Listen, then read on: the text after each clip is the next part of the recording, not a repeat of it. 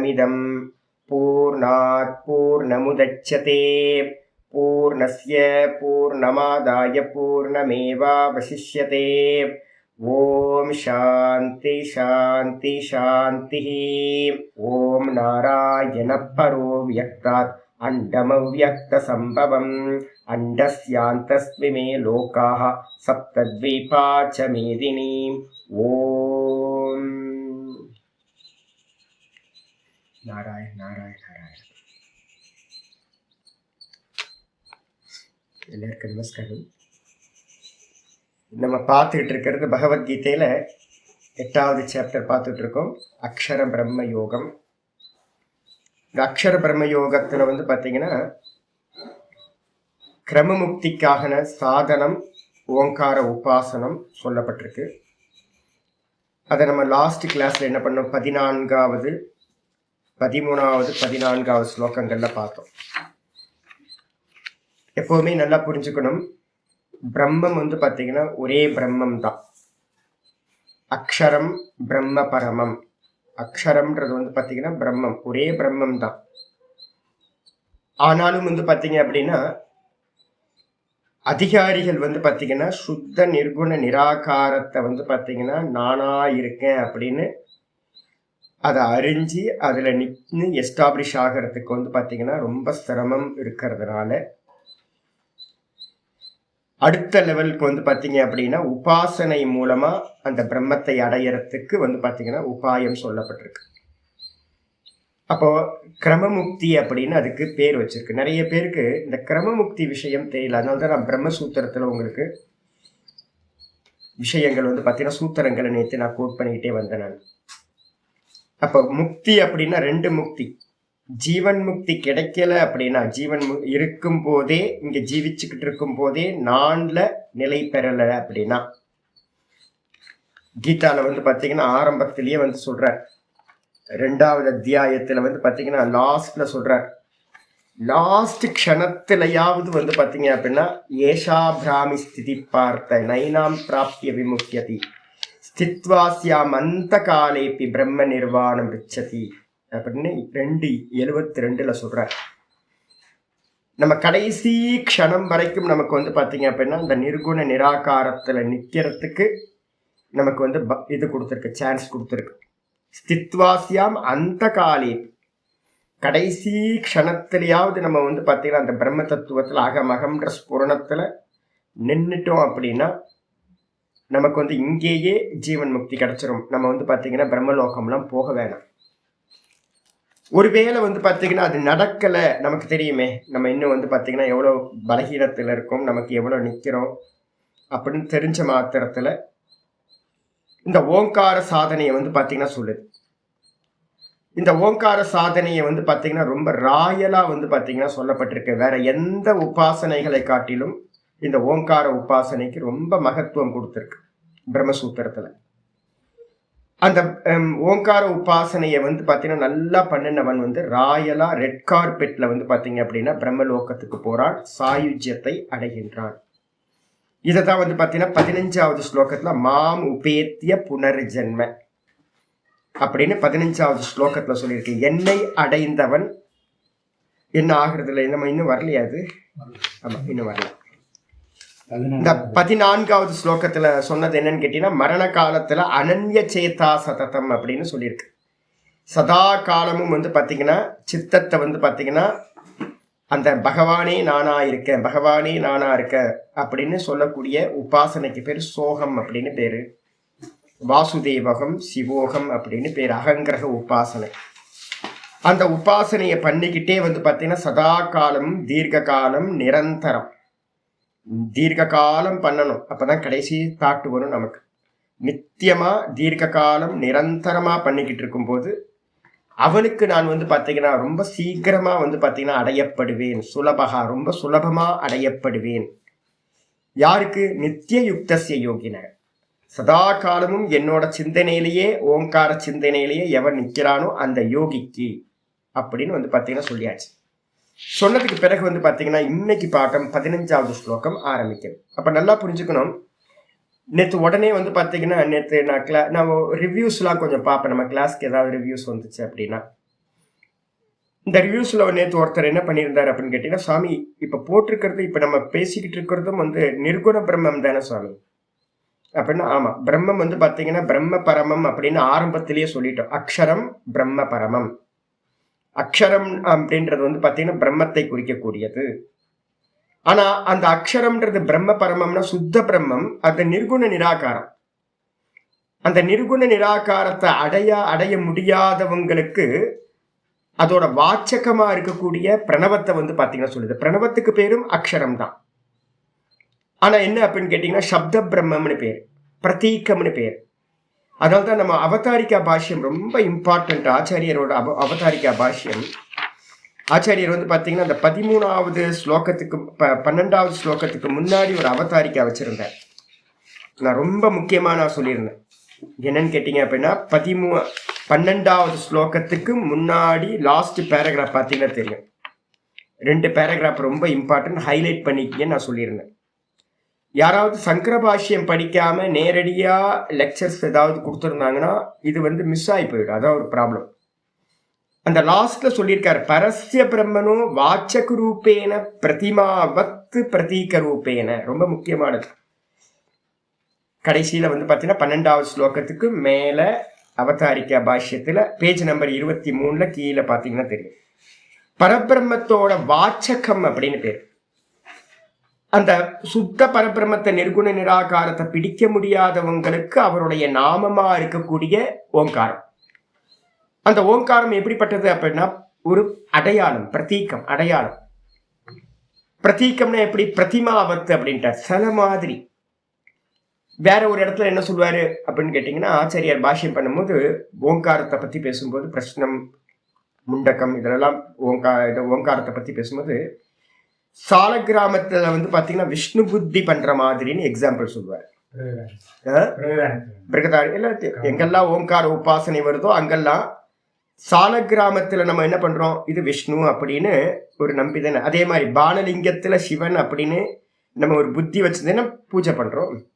இதே மாதிரி ஓங்காரத்துல வந்து பாத்தீங்கன்னா பிரம்ம புத்தி அப்படின்னு பேர். அப்போ ஓங்காரம்ன்றது வந்து பாத்தீங்க அப்படின்னா நிர்குணத்தை அடையிறது இல்லை. நிர்குணத்தை அடைய முடியாதவங்களுக்கு பிளான் பி இதான் நம்ம வச்சுக்கணும். அப்போ ஓங்காரத்தை உச்சரிச்சு நீங்க அடையக்கூடிய லோகம் என்னவா இருக்கும்? பிரம்ம லோகத்துக்கு போவீங்க. அங்க இருக்கிற பிரம்மா வந்து பாத்தீங்கன்னா உங்களுக்கு உபதேசம் பண்ணுவார்.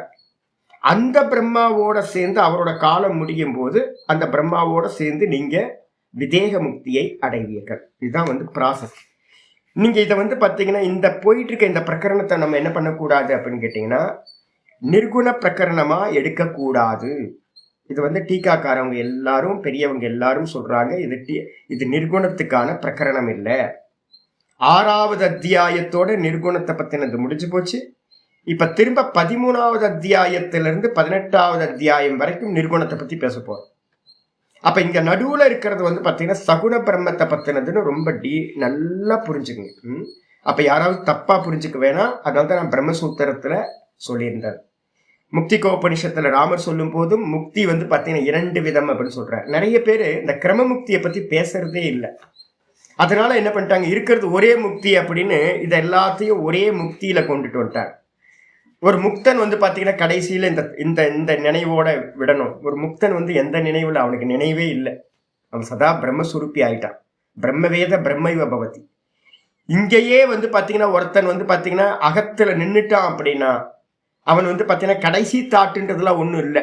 அவனுக்கு மரணமே இல்லை அவனுக்கு. ஏன் அப்படின்னு கேட்டீங்கன்னா தேகம்தான் நடக்குது ஒழிய அவனு அதுக்கு முன்னாடியே அவன் என்ன ஆயிட்டான், சொரூப பிரதிஷ்டாவ ஆயிட்டான். அப்ப நிர்குண பிரம்மத்தை பத்தின விஷயம் இங்கு இல்லை, சகுண பிரம்மத்தை மட்டும்தான் இந்த விஷயம் பேசுது அப்படின்னு புரிஞ்சுக்கணும். ஆச்சாரியர் வந்து பாத்தீங்கன்னா என்ன பண்றார் அப்படின்னு கேட்டீங்கன்னா அடுத்த ஸ்லோகம் 15வது ஸ்லோகம் வர மேல வந்து ஒரு அவதாரிக்கா பாஷ்யம் இருக்கு பாருங்க. 15வது ஸ்லோகத்துக்கு மேல தவ சௌலபியேன கிம் சியாத். ஹே பகவானே, உன்னை வந்து ரொம்ப சுலபமா அடைஞ்சேன் அப்படின்னா, சுலபமா நீ அடையப்படுறதுனால, தவனா உங்களை வந்து பாத்தீங்க அப்படின்னா சௌலபியேன ரொம்ப ஈஸியா அடைஞ்சா என்ன ஆகும், அதுக்கு ஏதாவது பிரயோஜனம் இருக்கே அப்படின்னு கேட்டீங்கன்னா இது உச்சியதே, அது சொல்லப்படுகிறது. ஸ்ருணு தத் மம சௌலபியன யத் பவதி. கேளுப்பா, என்ன சுலபமா அடையறதுனால உனக்கு என்ன ஆகும், என்ன லாபம் கிடைக்கும் அப்படின்றத வந்து பாத்தீங்கன்னா நான் சொல்றேன், நீ கேளு அப்படின்னு வந்து பாத்தீங்கன்னா பகவான் சொல்ல ஆரம்பிக்கிறார். சுலபமா அடையறதுக்கு மார்க்கம் எது அப்படின்னு கேட்டீங்கன்னா ஓங்கார உபாசனம், அனன்ய சிந்தனை. ஆயிடுச்சா? வந்துருங்க. மாமுபேத்திய புனர்ஜன்ம, மாமுபேத்திய புனர்ஜன்ம துக்காலயமசாஸ்வதம், துக்காலயமசாஸ்வதம் நாப்னுவந்தி மகாத்மானஹ, நாப்னுவந்தி மகாத்மானஹ சம்சித்திம் பரமாம் கதாஹ, சம்சித்திம் பரமாம் கதாஹ மாமுபேத்ய புனர்ஜன்ம துக்காலயமசாஸ்வதம் நாப்னுவந்தி மகாத்மானஹ சம்சித்திம் பரமாம் கதாஹ. ஆச்சாரிய சொல்றார், பரமாம் சம்சித்திம் கீழே இருக்குல்ல, அதுல இருந்து எடுக்கணும். செகண்ட் லைன்ல பரமாம் சம்சித்திம் கதாஹா, ரொம்ப மேலான சம்சித்தியை அடைந்தவர்கள். சம்சித்தின்றதுக்கு அர்த்தம் இந்த இடத்துல என்ன எடுக்கணும் அப்படின்னு கேட்டீங்கன்னா அந்த பிரம்மலோகத்திலை சாயுஜ்ய பதவியை அடைந்தவர்கள் அப்படின்னு எடுக்கணும். இப்போ இந்த இந்த அர்த்தம்லாம் எடுக்கிறோம்ல, இதெல்லாம் என்னன்னு கேட்டீங்கன்னா பேக்ரவுண்ட் உங்களுக்கு வந்து பாத்தீங்கன்னா நம்ம சொல்லும் போதே சொல்றோம், இது ஸ்ரீமத் பகவத்கீதாசு உபனிஷத்சு பிரம்ம வித்யாயாம் யோக சாஸ்திரே ஸ்ரீ கிருஷ்ணார்ஜுன சம்வாதே அப்படின்னு சொல்லிதான் நம்ம முடிக்கிறோம். ஒவ்வொரு இதுவும் முடிக்கும் போது அத்தியாயம்.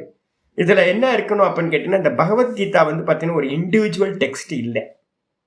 இந்த பகவத்கீதா வந்து ஒருத்தர் டீச் பண்ணணும் அப்படின்னா அவருக்கு வந்து பாத்தீங்கன்னா 10 உபனிஷதங்கள் படிச்சிருக்கணும். சாந்தோக்கியம் பிருகதாரண்யம் முக்கியமா படிச்சிருக்கணும்.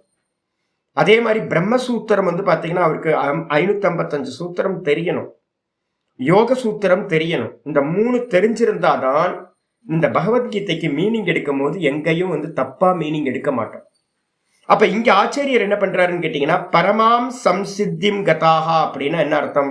இப்ப பேசிக்கிட்டு இருக்கிறது ஓங்காரத்தை பத்தி. அதே மாதிரி ஆரம்பத்திலேயே பிரம்மசூத்திரத்துல என்ன பண்ணிருக்கோம் அப்படின்னா, ஏதாவது ஒரு இடத்துல வந்து பாத்தீங்க அப்படின்னா இப்ப ஹிருதயம் அப்படின்னு ஒரு சொல்லியிருக்கு, ஹார்தம் அப்படின்னு சொல்லியிருக்கு, ஹார்த பிரம்ம உபாசனான்னு பேர். அந்த ஹிருதயத்துல ஒருத்தர் கட்டை விரல் அளவுள்ள புருஷன் இருக்கார் அப்படின்னு தியானம் பண்ணு. அங்க ஒரு மண்டபம் இருக்கு, அங்க வந்து பாத்தீங்கன்னா அப்படியே நிறைய கோல்டு கலர்ல அந்த புருஷன் இருக்கார், அவரை தியானம் பண்ணு. இந்த புருவ மத்தியில வந்து பாத்தீங்கன்னா அவரை தியானம் பண்ணு அப்படின்னு அந்த பரமாத்மாவை ஏதாவது ஒரு தேசத்துல ஏதாவது ஒரு காலத்துல ஏதாவது ஒரு மெஷர்மெண்டோட நீங்க சொல்லி உபாசனை சொல்லப்பட்டிருந்தா அது சுத்த பிரம்மம் இல்லை. ஏன் அப்படின்னு கேட்டீங்கன்னா மந்திரம் ரொம்ப தெளிவா பிரம்மசூத்திரம் சொல்லுது, சுத்த பிரம்மம் சர்வ வியாபகம். அதை ஏதாவது ஒரு இடத்துல தியானம் பண்றதுன்றதெல்லாம் இல்லை. எங்கேயாவது தியானங்கள் ஏதாவது ஒரு ஆலம்பனத்துல சொல்லப்பட்டிருந்துச்சுனாவே அது கண்டிப்பா வந்து பாத்தீங்கன்னா நிர்குணம் இல்லை, அது வந்து பாத்தீங்கன்னா சகுண பிரம்மம் அப்படின்னு நல்லா தெளிவா வந்து பாத்தீங்கன்னா சொல்லியிருக்கு. அதனால என்னன்னு கேட்டீங்கன்னா இப்ப நம்ம ஓங்காரத்தை வந்து பாத்தீங்கன்னா சொல்லி அதே மாதிரி என்ன பண்ணிருக்கோம், இந்த உயிரை விடும் போது பிரயாண காலத்துல மனசை வந்து பாத்தீங்கன்னா அச்சலமா வச்சுக்கிட்டு 10வது ஸ்லோகத்தை சொல்லிச்சுல்ல, புருவோர் மத்திய பிராணமாவேசிய, இந்த புருவ மத்தியில பிராணனை வச்சுக்கிட்டு எவன் இந்த பிராணனை தியாகம் பண்றானோ அவன் பிரம்மலோகத்தை அடைகிறான். மா புருஷம் உபைத்தி திவ்யம் சொல்லியிருக்கு. அதுல ஆச்சாரியர் சொல்லும் போதே சொன்னாரு, திவ்யம்னா என்ன அப்படின்னு கேட்டீங்கன்னா திவிபவம் திவ்யம், சூரிய மண்டலத்துக்கு உள்ளார இருக்கின்ற அந்த பரம புருஷனை வந்து பாத்தீங்கன்னா அடைகின்றான் அப்படின்னு வந்து பாத்தீங்கன்னா சொல்லப்பட்டிருக்கு. அப்ப என்ன அர்த்தம் அப்படின்னு கேட்டீங்கன்னா இந்த புருவ மத்தி இல்ல ஹிருதயம் இல்ல ஏதாவது ஓங்காரம், ஓம் நம சிவாய, இது மாதிரி ஏதாவது ஒரு நாமங்களையோ இல்ல ஒரு இடத்தையோ இல்ல ஒரு ரூபத்தையோ வச்சுக்கிட்டு நீங்க பிராணனை விட்டீங்கன்னா கிரமமுக்திக்கு தான் போக முடியும் இல்லையா, அது ஜீவன் முக்தி இல்லை. நல்லா இது பண்ணிக்கணும். அப்போ மிக மேலான பரமாம் சம்சித்திம் கதாகான்னு இந்த இடத்துல எதை எடுக்கணும் அப்படின்னா மேலான சம்சித்தின்றது இந்த உலகத்திலேயே ஹையஸ்ட் நம்ம ஏதாவது அடையணும் அப்படின்னா அந்த சாயுஜ்ய பதவி தான் ஹையஸ்ட், இருக்கிறது ரொம்ப அதிகமானது. அப்ப அந்த பரமாம் கதிம் அப்படின்னா மேலான சம்சித்தியை கதாகா அடைந்தவர்கள் யாரு? மகாத்மானக. ஈஸ்வர சிந்தனையிலேயே இருந்து உயிரை அந்த மகாத்மாக்கள் மாம் உபேத்திய. மாம்னா என்ன அர்த்தம்? இந்த இடத்துல ஹிரண்ய கர்ப்பர்னு சொல்லக்கூடிய, சகுண பிரம்மம்னு சொல்லக்கூடிய, இந்த சூரிய மண்டலத்துக்கு உள்ளார இருக்கக்கூடிய அந்த திவ்யமான புருஷன். நீங்க அது வைகுண்டத்துல போய் பார்த்தீங்கன்னா விஷ்ணுவை அடையலாம், இல்ல பார்த்தீங்கன்னா கைலாயத்துக்கு போய் சிவபெருமான அடையலாம். இந்த ரெண்டு பேர்த்துமே பார்த்தீங்க அப்படின்னா சகுண பிரம்மம் தான். இந்த ரெண்டு பேர்த்தையில ஏதாவது ஒருத்தரை பார்த்தீங்கன்னா என்னை அடைந்து, நான் ஏற்கனவே சொல்லியிருக்கேன் அப்டிராக்ட் அப்படின்னு. யாரு உபாசனை, எந்த உபாசனை பண்ணியிருக்காங்களோக்கோ அந்த பிரம்மலோகம் அவங்களுக்கு அந்த விதமா தெரியும். சிவபெருமான உபாசனை பண்ணவங்களுக்கு அது கைலாயமா தெரியும். விஷ்ணுவை உபாசனை பண்ணவங்களுக்கு அது பார்த்தீங்கன்னா என்னவா தெரியும்? வைகுண்டமா தெரியும். அப்ப அதனால பார்த்தீங்கன்னா இதுல கான்ட்ரடிக்ஷன் எங்கேயுமே இல்லை. சாஸ்திரம் கிளியரா, ரொம்ப கிளியரா சொல்லுது. பிரம்மலோகம் ஒண்ணுதான், ஆனா பார்க்கிறது எப்படி பார்க்கிறாங்களோ அது மாதிரி. அந்த புருஷனை பார்த்தீங்கன்னா உபேத்திய, அந்த புருஷனை பார்த்தீங்கன்னா அடைந்து, என்னை அடைந்து. என்னை அடைஞ்ச பிறகு என்னது? துக்காலயம் அசாஸ்வதம் புனக ஜென்ம ந ஆப்னுவந்தி. திரும்ப பார்த்தீங்கன்னா இந்த சம்சாரத்துக்கு பார்த்தீங்கன்னா அவர்கள் வருவதில்லை. சம்சாரம் எப்படிப்பட்டது சுவாமி? 84 லட்சம் யோனிகளை உடையது. துக்காலயம், துக்கத்தை அனுபவிக்கிறதுக்கு தான் இங்க வந்திருக்கோம். துக்கத்தை ஆசிரியம் பண்ணது. துக்கம் லயமாகிற இடம், துக்கம் லயமாய் இருக்கிறது. அதனால இதுக்கு பேர் துக்காலயம் பேர். ஆலயம் அப்படின்னா என்ன அர்த்தம்? பகவான் லயமாய் இருக்கிற இடம் ஆலயம். அதனால நம்ம ஆலயத்துக்கு போறோம். இந்த சம்சாரம் எப்படிப்பட்டது? துக்கம் பார்த்தீங்கன்னா லயமாய் இருக்கு, எங்க தொட்டாலும் துக்கம். அப்படிப்பட்ட இந்த ஜென்மம் இருக்கு பாத்தீங்களா, துக்காலயம். சரி, இந்த ஜென்மம் எப்படிப்பட்டது? யாராவது சொல்றாங்க, இல்ல சுவாமி எனக்கு நல்ல பர்த் கிடைச்சிருக்கு, நான் பார்த்தீங்கன்னா மதுரா பிருந்தாவன்ல பார்த்தீங்கன்னா என்ன பண்ண போறேன், அங்க பக்தர்கள் பார்த்தீங்கன்னா என்னை மிதிச்சுட்டு போட்டோம் சாமி, நான் மண்ணா பிறக்கிறேன் சாமி. நான் பார்த்தீங்கன்னா பழனி மலையில பார்த்தீங்கன்னா நான் படிக்கட்டா பிறக்கிறேன் சாமி. இது மாதிரி பக்தர்கள் பார்த்தீங்க அப்படின்னா நான் சரையு நதியில பார்த்தீங்கன்னா கல்லா பிறக்கிறேன் சாமி, பகவானையே நினைச்சுக்கிட்டு இருக்கேன் சாமி அப்படின்னு பார்த்தீங்கன்னா மதுரா பிருந்தாவன் இது மாதிரி எல்லா இடத்துக்கு போனீங்கன்னாலும் பக்தர்கள் என்ன பண்ணுவாங்க, என்ன மண்ணா பிறக்கவை கல்லா பிறக்கவைன்னு பிரார்த்தனை பண்றாங்க. நீங்க எந்த பிறவி பிறந்தாலும் அது நல்லதோ கெட்டதோ அது எப்படிப்பட்டது அப்படின்னா அசாஸ்வதம். இந்த லோகத்துல பிறக்கக்கூடிய எந்த பிறவியும் பார்த்தீங்கன்னா சாஸ்வதம் இல்லை. அது நல்லதா இருந்தாலும் கெட்டதா இருந்தாலும் முடிஞ்சிடும். அப்போ துக்கத்தை அதிகமாக கொண்டது, சாஸ்வதம் இல்லாதது. அப்படிப்பட்ட ஜென்மம் புனர் ஜென்மம்னு பேரு. புனக ஜென்ம, திரும்ப திரும்ப பிறந்து பிறந்து இறந்து இறந்து பிறந்து பிறந்து அப்படிப்பட்ட அந்த ஜென்மத்தை பார்த்தீங்கன்னா ந ஆப்னுவந்தி. அந்த மகாத்மாக்கள் சாயுஜ்ய பதவியை என்னை அடைந்தவர்கள் இந்த ஜென்மத்தை திரும்ப அடைவதில்லை அப்படின்னு பார்த்தீங்கன்னா ரொம்ப கிளியரா சொல்லியிருக்கு. அப்ப சாயுஜ்ய பதவியை அடைந்தவர்கள் திரும்ப வருவதில்லை. நான் ஏற்கனவே சொல்லிட்டேன். அதுக்கு அடுத்தது பார்த்தீங்கன்னா சாமீபியத்தை அடைந்தவர்கள் என்னவாங்க, யமதர்மராஜா மாதிரி பதவி அடைஞ்சிருவாங்க. அந்த பிரம்மா இருக்கிற வரைக்கும் அந்த பதவியில இருந்து முக்தி அடைவாங்க, அவங்களும் திரும்ப வரமாட்டாங்க. அதுக்கு அடுத்த 2 கேட்டகரியில இருக்கிற சாரூபியம் சாலோக்கியம்னு சொல்லக்கூடியவங்க தான் இந்த லோகத்துக்கு திரும்ப வருவாங்க. ஆனா நம்மள மாதிரி வரமாட்டாங்க. ஒரு திவ்ய போகங்களை அனுபவிச்சனுக்கு இந்த லோகம் சுகம் எப்படி இருக்கும்னா ரொம்ப துச்சமா தெரியும். நல்ல பூரண வைராக்கியத்தோட வருவாங்க. ஏதோ மிச்சம் சொச்சம் இருக்கும் பிராரப்த கர்மா, அதை முடிச்சுட்டு பார்த்தீங்கன்னா இமீடியட்டா போயிடுவாங்க. நிறைய பேருக்கு தெரியவே தெரியாது. நம்ம வீட்டுல எல்லாம் நிறைய பேர் சொல்லுவோம், என்னன்னா குழந்தை பிறந்துச்சு அப்படியே சிரிச்சுக்கிட்டே இருந்துச்சுங்க, போயிடுச்சுங்க அப்படின்னு. குழந்தை பிறந்து 6 மாசத்துல இறந்து போயிடும், 3 மாசத்துல இறந்து போயிடும். குழந்தை பிறந்து 2 நாள்ல இறந்து போயிடும், 2 நாள் 3 நாள்ல பார்த்தீங்கன்னா போயிடும். நல்லா சிரிச்சுக்கிட்டே பிரசன்னமா இருந்த குழந்தைகள் 1 வயசு 2 வயசு 3 வயசுல எல்லாம் போயிடும். நம்ம எல்லாம் என்ன பண்ணுவோம் தெரியுங்களா, வீட்டுல அந்த போட்டோ சுவாமினே வச்சு கும்பிடுவோம். நம்ம பரம்பரையில பார்த்தீங்கன்னா இருக்கு. யாரெல்லாம் நம்ம வீட்டுல பார்த்தீங்கன்னா சின்ன குழந்தையிலேயே 1 வயசு 2 வயசு 6 மாசத்துலாம் இது என்னோட சாமி அப்படின்னு அம்மாக்கள் என்ன பண்ணுவாங்க, போட்டோ மாத்தி. என் வீட்டுல எல்லாம் நான் பார்த்திருக்கேன்.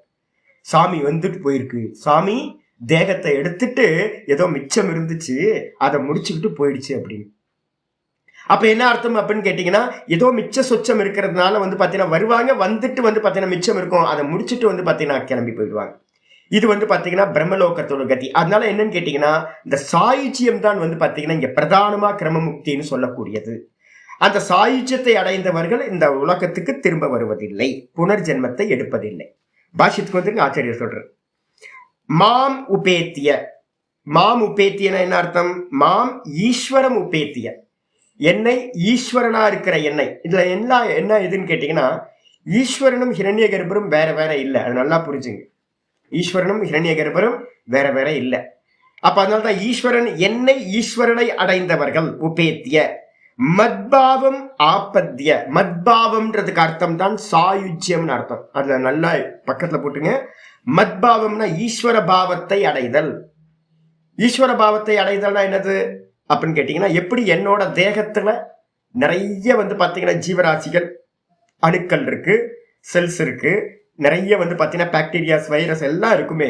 இது எல்லாம் பாத்தீங்கன்னா என்னதான் என்னோட தேகத்தை நான் எப்படி நினைச்சுக்கிட்டு இருக்கோ, இதே மாதிரி இங்கிருந்து போகக்கூடியவங்க, அந்த அகங்கிரக உபாசனை பண்றவங்க, நான் அவனா இருக்கேன், நான் அவனா இருக்கேன், நான் அவனா இருக்கேன்னு யாரெல்லாம் அந்த அகங்கிரக உபாசனை பண்ணிட்டு போறாங்களோ அவர்கள் அந்த பரமாத்மாவோடையே ஒன்றுபட்டு அவரோட தேகத்திலேயே அவர்தான் நான் அப்படின்னு பாவிச்சுக்கிட்டு இருக்க அந்த பாவத்தை அடைந்தவங்களா இருப்பாங்க. பகவானோட தன்மையையே அடைஞ்சிருப்பாங்க. இதெல்லாம் பாத்தீங்கன்னா எங்க இருக்குன்னா, சாந்தோக்கிய பிருகதாரண்யத்தை படிச்சாதான் இதெல்லாம் தெரியும். பிரம்மசூத்திரத்தை நல்லா சாதனா அத்தியாயம் பல அத்தியாயத்தை உருட்டணும். இதோட இந்த கிளாரிட்டிலாம் பாத்தீங்க அப்படின்னா அவ்வளவு கிளாரிட்டியா உபனிஷதங்கள் சொல்லியிருக்கு. அப்ப அதனால பாத்தீங்க அப்படின்னா மத்பாவம் ஆபத்திய, என்னுடைய பாவத்தை அடைந்து, என்னுடைய தன்மையை அடைந்து, சாயுஜ்யத்தை அடைந்து, சக யுஜிதாத், என்னோடு கூடி இருத்தல் அப்படின்னு பேர். என்னோடு கூடி இருக்கிற தன்மை, அதுக்கு பேர் தான் சாயுஜ்யம் அப்படின்னு பேர். அப்படிப்பட்ட அந்த தன்மையை அடைந்து புனர்ஜென்ம, புனர்ஜென்மன்னு அர்த்தம் புனர் உற்பத்தி, திரும்ப பிறத்தல் என்பதை ந ஆப்னுவந்தி, அடைவதில்லை. அப்ப சாயுஜ்ய பதவியை அடைந்தவங்கள் திரும்ப ஜென்மத்தை அடைவதில்லை. கிம் விசிஷ்டம் புனர்ஜென்ம ந புனர் பிராப்னுவந்தி இது தது விசேஷனம் ஆக. நீங்க சொன்னீங்களே அவன் புனர்ஜென்மத்தை அடைவதில்லை, மீண்டும் பிறப்பதில்லைன்னு சொன்னீங்களே, அந்த பிறவின்னு சொல்லக்கூடியது, புனர்ஜென்மம்னு சொல்லக்கூடியது கிம் விசிஷ்டம். இந்த புனர்ஜென்மம் பாத்தீங்கன்னா எந்த சிறப்பு இயல்புகளை கொண்டது? இதுக்கு ஏதாவது அட்ஜெக்டிவ்ஸ் இருக்கா சுவாமி புனர்ஜென்மத்துக்கு அப்படின்னு யாராவது கேட்டாங்கன்னா, என்ன ஸ்பெஷல் புனர்ஜென்மத்துல அவன் அடையிறது இல்லைன்னு சொன்னீங்களே, அந்த புனர்ஜென்மத்துக்கு என்ன ஸ்பெஷல் அப்படின்னு கேட்டா அது சொல்லப்படுகிறது. என்னது? துக்காலயம். இந்த புனர்ஜென்மம் எப்படிப்பட்டது தெரியுங்களா? நிறைய பேர் நினைக்கிறாங்க, என்ன ஒருத்தர், சாமி நீங்க நல்ல காரியம் பண்றீங்க, நீங்க நிறைய நல்ல பிறவி எடுப்பீங்க சாமி அப்படின்னு. பிறக்கவே வேணான்டாயா நம்ம பண்ணிட்டு இருக்கோம். நம்ம பண்ற நல்ல காரியம் எல்லாத்துக்கும் காரணம் பாத்தீங்கன்னா சர்வாத்ம பாவத்துக்காக நம்ம ஒர்க் பண்றதெல்லாம் எதுக்காகனா திரும்ப பிறக்க கூடாது. ஆனா நிறைய பேருக்கு என்ன இருக்குன்னா, நல்ல பிறவி பிறக்கணும் அப்படின்னு நினைச்சுக்கிட்டு இருக்காங்க. ஏன்னா அவங்களுக்கு தெரியவே இல்லை, இந்த பிறவியை பத்தின விஷன் யாருக்குமே இல்லை. நான் மண்ணா பிறப்பேன், கல்லா பிறப்பேன், இதெல்லாம் பக்தி பாவத்துல பேசுறது கேட்கறதுக்கு நல்லா இருக்கும். ஆனா பாத்தீங்கன்னா பகவானே அதை பிரிஸ்கிரைப் பண்றது இல்லை. பகவானே பிரிஸ்கிரைப் பண்ண மாட்டேன்றார். நீ எதுக்கு திரும்ப பிறக்கணும்? என்னையே நினைச்சு பாத்தீங்கன்னா என் பாவத்தை அடைஞ்சிரு, நீ திரும்ப பிறக்க மாட்ட, எதுக்கு பிறக்கணும்? ஏன் அப்படின்னா இந்த பிறவி என்பது துக்காலயம். பிறந்தாவே துக்கம் சுவாமி. எப்படி? துக்கானாம் ஆத்தியாத்மிக ஆதீனாம். நான் என்ன பண்ணுவேன், பூர்வ ஆசிரமத்துல என்னோட சிஸ்டர் ஒரு 5 பிரசவம் நான் பார்த்திருக்கேன். எனக்கு தெரியும். இந்த மாம்பழத்தை கொண்டு பாத்தீங்கன்னா அம்மாவுக்கு தெரியாம நான் போய் மாம்பழம் வாங்கிட்டு அக்காவுக்கு கொடுப்பேன். மாம்பழம் சாப்பிடக்கூடாது, மாந்தம்னு சொல்லுவாங்க. மாம்பழம் சாப்பிடக்கூடாது. கன்சீவ் ஆயிருக்கும் போதும் அது ரொம்ப ஹீட்டை ப்ரொடியூஸ் பண்ணி உள்ள இருக்கிறத பாத்தீங்கன்னா இது பண்ணும். நான் பார்த்துருக்கேன் என்னன்னா, அந்த குழந்தை பாத்தீங்க அப்படின்னா துடிக்கும். அந்த மாம்பழம் சாப்பிட்டு, அம்மா மாம்பழம் சாப்பிட்டாங்க இல்லை வேற ஏதாவது உணவு சாப்பிட்டாங்கன்னா உள்ள பாத்தீங்கன்னா உள்ள பெயின்ஃபுல்லா ஆகுமா. காலை உதைக்கிறது, கையை உதைக்கிறது, தாங்க முடியாது அம்மா சாப்பிட்றது. அப்ப துக்கம் எங்க ஸ்டார்ட் ஆகுது அப்படின்னு கேட்டீங்கன்னா, வெளியில எல்லாம் துக்கம் இல்லைங்க, உள்ள இருக்கும் போதே துக்கம். பிறந்ததுக்கு பிறகு பாத்தீங்க அப்படின்னா அந்த பால் பாத்தீங்க அப்படின்னா மாந்தம் சொல்லுவாங்க. அந்த ஒரு இது எனக்கு சரியா பேர்லாம் தெரியல, மறந்து போச்சு ரொம்ப நாள். அந்த பால் குடிச்சா, அம்மா சாப்பிட்ட பால் குடிச்சா அது பாத்தீங்கன்னா குழந்தைய துக்கப்படுத்தும். ஐயோ மரணம். மலத்தையும் மூத்தரத்தையும் பாத்தீங்கன்னா பெஞ்சு வச்சு தையக்க தக்கன்னு கைய காலை மிதிச்சுக்கிட்டு இந்த குழந்தையில இருக்கிற அவஸ்தை இருக்கு பாருங்க. 3 வயசு 4 வயசு வரைக்கும் மலத்திலையும் மூத்தரத்திலையும் அம்மா பார்க்கலன்னா என்ன ஆயிடும்? அதுலயே தான் தத்தளிச்சுக்கிட்டு இருப்போம். மூத்திரம் போனா தெரியாது, மலம் போனா தெரியாது. இதே ரிப்பீட் ஆக போகுது. வயசான காலத்துல இதே மாதிரி ரிப்பீட் ஆகும். அப்ப வந்து பாத்தீங்கன்னா ஜென்ம துக்கம், ஜரா துக்கம். யோசிச்சு பாருங்களேன், அம்மாவோட யோனியில இருந்து நம்ம மறந்துட்டோம், எல்லாரும் மறந்துட்டோம். அம்மாவோட யோனியில இருந்து வெளியில வர்றது வந்து பாத்தீங்கன்னா எவ்வளவு துக்கம், என்ன எவ்வளவு கஷ்டம். கொஞ்சம் திங்க் பண்ணி பார்த்தாவே ஐயோ பகவானே, அம்மாவுக்கு துக்கம், அம்மா எவ்வளவு கஷ்டப்பட்டு இருப்பாங்க. அதே மாதிரி எனக்கு துக்கம், எவ்வளவு நான் துக்கப்பட்டு வெளில வந்திருப்பேன். அதுவும் இந்த ராட்சசிகளா வந்து பாத்தீங்கன்னா சில பேர் அந்த நர்ஸுங்கெல்லாம் இருப்பாங்க, நான் பார்த்துருக்கேன். அந்த மெட்டர்னிட்டி வார்டில் வந்து இருக்கிறவங்களோட, ஏன்னா அவங்களுக்கு நொந்து போயிருப்பாங்க. நமக்கு தான் பிரசவம்ன்றது ஒரு அது அற்புதமான ஒரு நிகழ்வா இருக்கும். அவங்களுக்கு டெய்லி 100 பிரசவம் பார்க்கும்போது ஒரு ராட்சசத்தனமா ஆயிடுவாங்க. ரொம்ப ரஃபா ஹேண்டில் பண்ணுவாங்களா சில பேர்லாம், நான் கேட்டிருக்கேன். நான் அது கவர்மெண்ட் ஹாஸ்பிட்டல்லாம் ரொம்ப ரஃபா. அப்போ வந்து பார்த்தீங்கன்னா பிடிச்சி கையில் பிடிச்சி இழுத்து இந்த கண்ணுக்குட்டியை வந்து பார்த்தீங்கன்னா வெளியில் இழுக்கிற மாதிரி. கண்ணுக்குட்டியெல்லாம் பிரசவம்லாம் பார்த்தீங்கன்னா தெரியும், கையை உள்ள விட்டு கர்ப்பப்பை வரைக்கும் கையை உள்ள விட்டு இழுத்து பிடிச்சி, ஐயோ என்ன துக்கம் இல்லை அது. அப்போ இந்த பிறக்கிறதுல இருந்து இதே ரிப்பீட் ஆக போகுது. திரும்ப வந்து மலமூத்திரத்தை நம்மளால சுத்தப்படுத்த முடியாது, நம்மளை யாரோ சுத்தப்படுத்த போறாங்க. சுத்தப்படுத்தி வந்து பார்த்தீங்கன்னா யோசிச்சு பாருங்க, நம்மளுடைய பர்சனல் பார்ட்டெல்லாம் ஒருத்தர் கை வச்சது நம்மளால யோசிக்க முடியுமா? வயசான காலத்துல சகிக்க முடியாது. மூத்திரம் போகாத ஒருத்தர் இங்கே அலைஞ்சிட்டு இருக்கார், ஒரு பாக்கெட்டை கையில பிடிச்சிக்கிட்டே அலையிறார். யூரின் பிளாடர் வந்து பார்த்தீங்கன்னா ப்ராப்ளம். அவருக்கு மருந்து வாங்கி கொடுத்துட்டு இருக்கோம், அதுக்கு எதாவது பண்ணணும். அவருக்கு ஏதாவது ஃபைனலா பண்ண முடியாது. ஆபரேஷன் மட்டும்தான் பண்ணோம். ஆபரேஷன் 2 லட்சம் ஆகும் அப்படின்னு நாங்க ஏதோ மருந்துலாம் வாங்கி கொடுக்குறோம். இருந்தாலும் அவர் என்ன பண்றாருன்னா கையில ஒரு டப்பாவை பிடிச்சிக்கிட்டே அலையிறாரு, போறாரு வர்றாரு. பாக்குறதுக்கே துக்கமா இருக்கு. தன்னோட மூத்திர பைய தானே சுமந்துக்கிட்டு அலையிற துக்கம் இருக்குல்ல, என்ன துக்கம் யோசிச்சு பாருங்க. அப்ப வந்து பாத்தீங்கன்னா ரிப்பீட் ஆகுது. அப்போ துக்காலயம் இருக்கிறதெல்லாம் ஜரா, ஜென்ம துக்கம், ஜரா துக்கம், வியாதி துக்கம், இது ரெண்டும் நடுவுல இருந்துட்டு துக்காலயம். துக்கானாம் எப்படிப்பட்டது? ஆத்தியாத்மிகானீதீனாம். ஆத்தியாத்மிக ஆதீனம்னு என்ன அர்த்தம்? ஒண்ணு ஆத்தியாத்மிகம், இந்த தேகத்துல பிரச்சனை வருது, இல்ல அப்படின்னா மனசுல பிரச்சனை வருது. அப்போ 2 துக்கம் ஆத்தியாத்மிகத்துல வந்து பாத்தீங்கன்னா 2 பிரிக்கிறோம் நம்ம. என்னன்னு கேட்டீங்கன்னா ஷரீரகத துக்கம், மானசகத துக்கம் அப்படின்னு 2ஆ பிரிக்கும். மானச துக்கம், ஷாரீரக துக்கம் அப்படின்னு. மனசுல இருந்து உண்டாகுது. மனசு நல்லா இருந்தா உடம்பு பிரச்சனை ஆயிடுது. இந்த 2த்துக்கும் பேரு ஆத்தியாத்மிக துக்கம்னு பேரு. நமக்கு நல்லா தெரியுமே, உடம்பு நல்லா இருக்கு, ஆனா மனசு வந்து பாத்தீங்கன்னா ஒரே சஞ்சலமா இருக்கு, துக்கம் கொடுத்துக்கிட்டே இருக்கு. மனசு நல்லா பிரசன்னமா இருக்கு, ஆனா வந்து பாத்தீங்கன்னா தேகம் வந்து பாத்தீங்கன்னா ஏதோ பிரச்சனை, துக்கம் வந்துகிட்டே இருக்கு, ஏதோ ரோகம் வந்துகிட்டே இருக்கு. இந்த 2ம் வந்து பாத்தீங்கன்னா நல்லா இருந்துச்சு அப்படின்னா அடுத்து 2வது இருக்கிறது ஆதி பௌத்திகம். நம்மளை சுத்தி இருக்கிற ஜனங்கள், சுத்தி இருக்கிற ஜீவராசிகள்ட்ட இருந்து நமக்கு வந்து துக்கம் வந்துகிட்டே இருக்கு. அது நம்ம ரிலேஷனா இருக்கலாம், இல்ல பக்கத்து வீட்டுக்காரங்களா இருக்கலாம், நம்ம ஏரியா இருக்கலாம், இந்த சொசைட்டியா இருக்கலாம், ஏதோ ஒன்று குரங்கா இருக்கலாம், காக்காவா இருக்கலாம், நாயா இருக்கலாம், ஏதோ ஒன்று துக்கம் கொடுத்துக்கிட்டே இருக்கு. இது ஆதி பௌத்திகம்னு பேர். சரி, அதுவும் பிரச்சனை இல்லப்பா அப்படின்னு கேட்டீங்கன்னா எல்லாம் கம்ஃபர்டபுளா இருக்கு அப்படின்னா ஆதி தெய்வீக துக்கம். ஃப்ளட் வருது, மழை வருது, வெயில் அடிக்குது, இப்பவே ஸ்வெட்டிங் ஆக ஆரம்பிச்சிருச்சு, ஸ்டார்ட் ஆயிடுச்சு, குளிர் போயிடுச்சு. இப்ப வந்து பாத்தீங்கன்னா உள்ளுக்குள்ளார எனக்கு ஸ்வெட்டிங் இருக்கு. அப்ப வந்து பாத்தீங்க அப்படின்னா இந்த ஆதி தெய்வீக துக்கம், இந்த 3 துக்கங்களோட நிறைஞ்சது. அதனால்தான் வந்து பாத்தீங்கன்னா சாங்கிய காரிக்கால முதல் ஸ்லோகமே சொல்லும், துக்கத்தரியாபிகாதாத் அப்படின்னு. இந்த 3 துக்கங்களால வந்து பாத்தீங்கன்னா மனுஷன் வந்து பாத்தீங்கன்னா சதா துக்கப்பட்டுக்கிட்டே இருக்கான். இந்த இந்த இந்த சம்சாரம் என்னப்பா அப்படின்னு கேட்டா ஒரே ஒரு வார்த்தையில சொன்னீங்கன்னா சர்வம் துக்கம், துக்கம், துக்கம். யாருக்கு? விவேகி. விவேகம் பண்றவங்களுக்கு தெரிஞ்சிடும் இது எல்லாம் துக்கம் தான் அப்படின்னு. சரி, துக்க ஆலயம்னு ஏன் சுவாமி சொல்லியிருக்கீங்க அப்படின்னு ஆச்சாரிய சொல்றாரு. ஆலயம், ஆலயம்ன்றதுக்கு அர்த்தம் ஆசிரயம்னு அர்த்தம். தேவன் சுவாமி வந்து பாத்தீங்கன்னா ஆசிரியம் பண்ணி இருக்கிறதுக்கு பேரு தேவாலயம். தேவன் ஆசிரியம் பண்ணி இருக்கிறதுக்கு பேரு தேவாலயம். பகவானை எங்க ஆசிரியம் பண்ணி வச்சிருக்கோம்? நம்ம பிராண பிரதிஷ்டை பண்ணி சுவாமி வந்து ஒரு விக்கிரகமா அங்க வச்சிருக்கோம். அந்த ஆலயத்தை பேஸ் பண்ணி அவர் இருக்கிறதுனால அதுக்கு பேர் தேவாலயம்னு பேர். அப்ப ஆலயம்ன்றதுக்கு அர்த்தம் ஆசிரியஸ்தானம். என்னோட ஆலயம் என்னது? இந்த வீடு. இந்த ஆத்மாவோட ஆலயம் எது? என்னோட தேகம். அப்போ அதே மாதிரி வந்து பாத்தீங்கன்னா இந்த தேவோ தேகாலயம் புரோக்தம். இந்த தேகம் எது? தேவாலயம். சுவாமி இருக்கார். யாரு? உள்ள இருக்கார். பரமாத்மா வந்து பாத்தீங்கன்னா தேகத்துக்குள்ளார இருக்கார். அதனால இந்த தேகமே தேவாலயம் அப்படின்னு பேர். இப்ப திருமந்திரத்திலயும் அதே தான் சொல்றேன். நான் இந்த நான் எப்படி நினைச்சுக்கிட்டு இருந்தேன்னா, இந்த தேகத்தை வந்து பாத்தீங்கன்னா ஆமா உள்ளம் பெருங்கோயில்னு ஒண்ணு இருக்கு. அது இல்லாம இன்னொன்னு ஒண்ணு சொல்றேன். இந்த தேகத்தை நான் வந்து பாத்தீங்கன்னா ரொம்ப துச்சமா நினைச்சேன். அதுக்கப்புறம் தான் தெரிஞ்சது உள்ள வந்து பகவான் இருக்காருன்னு தெரிஞ்சது. அதுக்காக நான் இதை வந்து பாதுகாக்க ஆரம்பிச்சிட்டேன். இது தேகாலயம், தேவாலயம்னு பேர். என்ன ஹிருதயம் தான் அது. அப்ப இங்க சொல்றாரு ஆலயம்னா ஆசிரியம். எப்படி சுவாமி ஆசிரியம் சொல்றீங்கன்னா, ஆலீயந்தே யஸ்மின் துக்கானி இது துக்காலயம் ஜென்ம. எல்லா துக்கங்களும் வந்து பாத்தீங்கன்னா எதனிடத்தில் லயமாய் இருக்கோ, ஆசிரியமாய் இருக்கோ.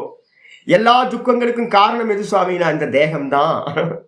அப்ப இந்த தேகத்துலதான் வந்து பாத்தீங்கன்னா எல்லா துக்கங்களும் ஆசிரியம் பண்ணிக்கிட்டு இருக்கு. இந்த துக்கம் இல்லைன்னா தூக்கத்துல வந்து துக்கம் தேகம் இல்லைல்ல, தூக்கத்துல ஒரு தேகமும் இல்லை. அப்ப வந்து பாத்தீங்க அப்படின்னா ஸ்தூல தேகம் இல்லை, சூக்ஷ்ம தேகம் இல்லை, வெறும் காரண தேகம் மட்டும்தான் டீப் ஸ்லீப்ல இருக்கு. அதனால நமக்கு வந்து பாத்தீங்கன்னா துக்க அனுபவம் அங்க ஒண்ணுமே இல்லை. நமக்கு வேக்கப் ஆனோன்னு எல்லா துக்கங்களும் வந்துருது, ஸ்தூல சூக்ஷ்ம தேகங்கள் வேக்கப் ஆனோன்னு. அப்ப இந்த தேகத்துக்கு என்ன பேர் சுவாமி அப்படின்னா, துக்கங்கள் லயமடைந்து ஆசிரியமா இருக்கக்கூடிய இடம் துக்காலயம். எது சுவாமி அப்படின்னு கேட்டீங்கன்னா ஜென்ம. ஜென்மம்னா என்னது? தேகம் தான். தேகம் எடுக்கிறது தான் ஜென்மம். இந்த ஜென்மம் தான் வந்து பாத்தீங்கன்னா துக்காலயம். அது எந்த ஜென்மமா வேணா எடுத்துங்க, எல்லா ஜென்மங்களும் அப்படிதான். ஒரு ஜென்மம் கூட வந்து பாத்தீங்கன்னா மிச்சம் இல்லை. ஒரு வீடியோ ஒன்று பார்த்தேன். சின்ன குட்டி வந்து யானை வந்து பாத்தீங்கன்னா யானை குட்டி வந்து பாத்தீங்கன்னா தண்ணியில போய் விளையாண்டுட்டு இருக்கு. டக்குன்னு முதல்ல வந்து பாத்தீங்கன்னா பிடிச்சி இழுத்துட்டு போயிடுச்சு. இது ட்ரை பண்ணி பார்க்குது. பெரிய யானை வந்து பாத்தீங்கன்னா, ஐயோ அந்த வீடியோ பார்த்தா நான் உங்களுக்கு முடிஞ்சா அனுப்புறேன். அந்த வீடியோ பார்த்தாவே எனக்கு தெரியுது, அந்த யானை வந்து பாத்தீங்கன்னா இழுத்துட்டு போயிடுச்சு. அந்த 2-3 குரோக்கடைல் சேர்ந்து யானை குட்டியை தூக்கிட்டு போயிடுச்சு. என்ன பரிதவிப்பு இருக்கும் அந்த யானைக்கு, அம்மா யானைக்கு. யோசிச்சு பாரு, கண்ணுக்கு முன்னாடி தூக்கிட்டு போச்சுன்னா. ஒரு ஒட்டக சிவிங்கி வந்து பாத்தீங்க அப்படின்னா அது குட்டியை வந்து பாத்தீங்கன்னா 4 சிங்கம் வந்து அடிச்சு எடுத்துட்டு போகுது. இதால ஒண்ணுமே பண்ண முடியல. மான் குட்டியை வந்து பாத்தீங்கன்னா கொண்டு போகுது, எரும மாட்டை வந்து பாத்தீங்கன்னா கொண்டு போகுது. அம்மாக்கெல்லாம் அப்படியே தவிக்குதுங்க, ஒண்ணுமே பண்ண முடியல. என்ன துக்கம். அப்ப இது எல்லாம் என்னன்னு கேட்டீங்கன்னா, எந்த ஜென்மம் எடுத்தாலும் வந்து பாத்தீங்கன்னா அது துக்கம் தான். எந்த ஜென்மமும் வேணான்னு நீங்க நினைங்க. நல்ல ஜென்மம் கூட, நல்ல ஜென்மம் ஒண்ணு இல்லவே இல்லை இந்த உலகத்துல. இருக்கிற ஜென்மம் எதா இருந்தாலும் அது துக்கம் தான்.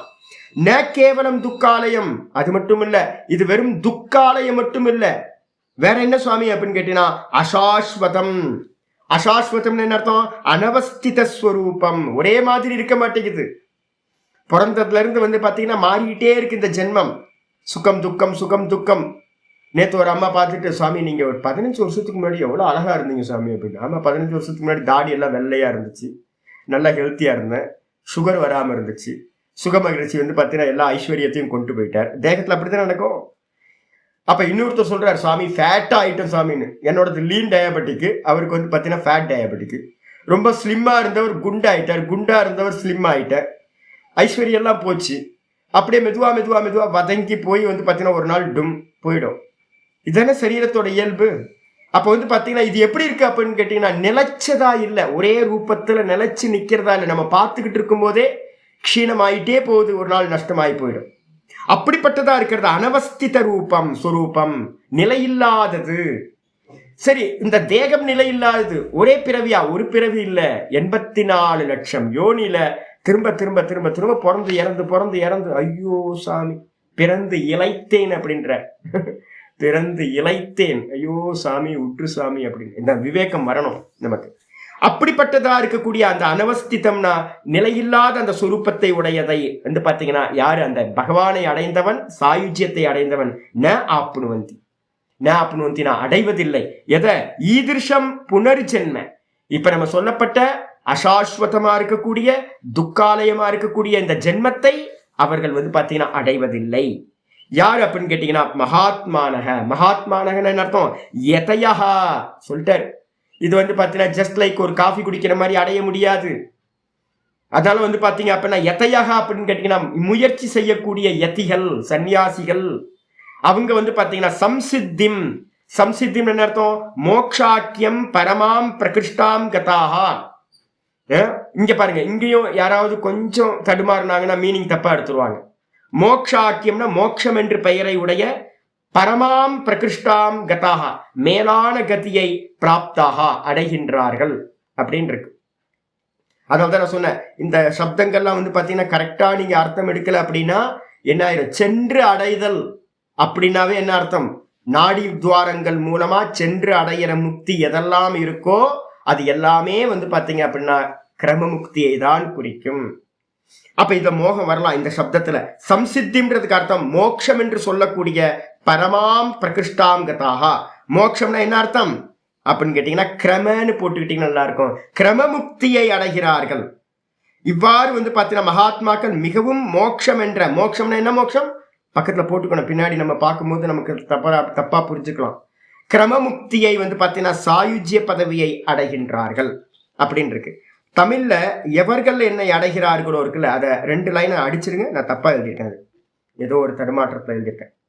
எவர்கள் என்னை அடைகின்றார்களோ இருக்குல்ல, அந்த 2 லைனை வந்து பாத்தீங்கன்னா எடுத்துருங்க. அது ஆச்சாரிய சொல்ற, ஏ புனக மாம் ந பிராப்னுவந்தி, எவர்கள் என்னை அடையவில்லையோ, நான் மாத்தி அடைகின்றார்களோன்னு போட்டேன், என்னை அடையவில்லையோ மாத்தி எழுதிக்கணும். ஏ புனக எவர்கள், எந்த சந்நியாசிகள் மகாத்மாக்கள் சாயுஜ்ய பதவியா இருக்கக்கூடிய என்னை அடைகின்றார்களோ, தே புனக ஆவர்த்தந்தே, அவர்கள் திரும்ப வருவதில்லை. ஆவர்த்தந்தேன்னு என்ன அர்த்தம், நான் பிரம்மசூத்திரத்துல லாஸ்ட் ஸ்லோகம் சொல்லியிருக்கேன்ல, சூத்திரம் லாஸ்ட் ஸ்லோகம், அனாவிருத்தி சப்தாத் அனாவிருத்தி சப்தாத், அவர்கள் திரும்ப வருவதில்லை, திரும்ப வருவதில்லை. சாந்தோக்கிய உபனிஷத்துல வந்து பாத்தீங்கன்னா கடைசி மந்திரம், கடைசி லைன் இப்படிதான் முடியுது, நச்ச புனராவர்த்ததே நச்ச புனராவர்த்ததே அப்படின்னு முடியுது. இது மாதிரி வந்து பாத்தீங்க அப்படின்னா திரும்ப வருவதில்லை, திரும்ப வருவதில்லை அப்படின்றது அதே தான் இங்க சொல்லுது. என்னை யார் அடைந்தார்களோ அவர்கள் திரும்பவும் ந ஆவர்த்தந்தே அப்படின்னா இந்த பிறவி சக்கரத்துக்குள்ளார திரும்ப அவர்கள் வருவதில்லை அப்படின்னு வந்து பாத்தீங்கன்னா சொல்லி முடிச்சிருச்சு. சொல்லி முடிச்சதுக்கு பிறகு வந்து பாத்தீங்கன்னா அடுத்தது வந்து பாத்தீங்கன்னா 16வது ஸ்லோகம். 16வது ஸ்லோகம் வந்து பாத்தீங்கன்னா ஆச்சாரியர் ஆரம்பிக்கிறார், ஒரு அவதாரிக்கா பாஷ்யம் இருக்கு. கிம் புனக த்வத்தஹ அந்யத்து பிராப்தாக. இப்ப கேள்வி வருது வந்து பாத்தீங்கன்னா புனக மீண்டும், த்வத்தஹ அந்யத்து பிராப்தாக, உன்னை அடையாம, உனக்கு அந்நியமா பகவான அடையாம, ஹே பகவானே தொத்தக அந்நியக, உனக்கு அந்நியமானதை வந்து பாத்தீங்கன்னா பிராப்தாக, யாரெல்லாம் அடைகின்றார்களோ, ஒன்ன அடையாம வந்து பாத்தீங்கன்னா சாயுஜ்ய, அது பிரம்மசூத்திரத்துல வந்து பல அத்தியாயத்துல வந்து பாத்தீங்கன்னா நிறைய சூத்திரங்கள் நிறைய விஷயங்களை பத்தி பேசுது. சங்கரரும் நிறைய பேசுறார். மகர் லோகத்தை அடைஞ்சவங்க என்ன ஆவாங்க, வாயு லோகத்தை அடைஞ்சவங்க என்ன ஆவாங்க, இந்திர லோகத்தை அடைஞ்சவங்க என்ன ஆவாங்க, இதெல்லாம் தேவலோகங்கள் தான். ஆனாலும் கூட வந்து பாத்தீங்கன்னா மேல இருக்கிற எல்லாத்தையும் வந்து பாத்தீங்கன்னா 10 லோகமா 12 லோகமா சொல்லுவாங்க. அப்ப ஒவ்வொரு லோகத்தையும் அடைந்தவர்கள் என்னென்ன கத்தியை அடையிறாங்க. அப்ப ஒரே ஒரு சாயுஜ்யத்தை தவிர்த்துட்டு, பகவான அடையிற அந்த சாயுஜ்ய பதவியை தவிர்த்துட்டு அந்நியத்து வேறு லோகங்களை வந்து பாத்தீங்கன்னா அடைந்தவர்கள் புனக ஆவர்த்தந்தே இது உச்சியதே, அவர்களை வந்து பாத்தீங்கன்னா திரும்பவும் வந்து பாத்தீங்கன்னா வருகிறார்கள், இந்த சம்சாரத்துக்கு வருகிறார்கள் என்று சொல்லப்படுகிறது. அப்ப சொல்லிட்டோம்ல, ஒரே ஒரு சாய்ஸ் தான், ஒண்ணு இங்கேயே ஜீவன் முக்தி அடையணும், பிறக்காம இருக்கணும், இல்ல அப்ப நான் கிரமமுக்தி அடையணும், சாயுஜ்யத்தை திரும்ப பிறக்காம இருக்கணும். மீதி இருக்கிற எல்லாமே வந்து பாத்தீங்க அப்படின்னா ஆவர்த்தி லோகங்கள்னு பேரு, புனராவர்த்தி அப்படின்னு பேரு. திரும்பவும் இந்த சம்சாரத்துக்கு வந்து பிறக்கணும், தெரியாது என்ன பிறப்போன்னு தெரியாது, அடுத்த பிராரப்தம் எப்படி இருக்குன்னு தெரியாது, எவ்வளவு கர்மங்கள் மெச்சூரிட்டி ஆகி என்ன மாதிரி கர்மங்கள் ரெடியா இருக்குன்னு யாருக்கும் தெரியாது. ஆச்சாரியர் வந்து பாத்தீங்கன்னா அந்த லோகங்களை பத்தின விஷயங்களை சொல்ல ஆரம்பிக்கிறார். ஏன் திரும்ப வருகிறார்கள் கேள்வி வருது.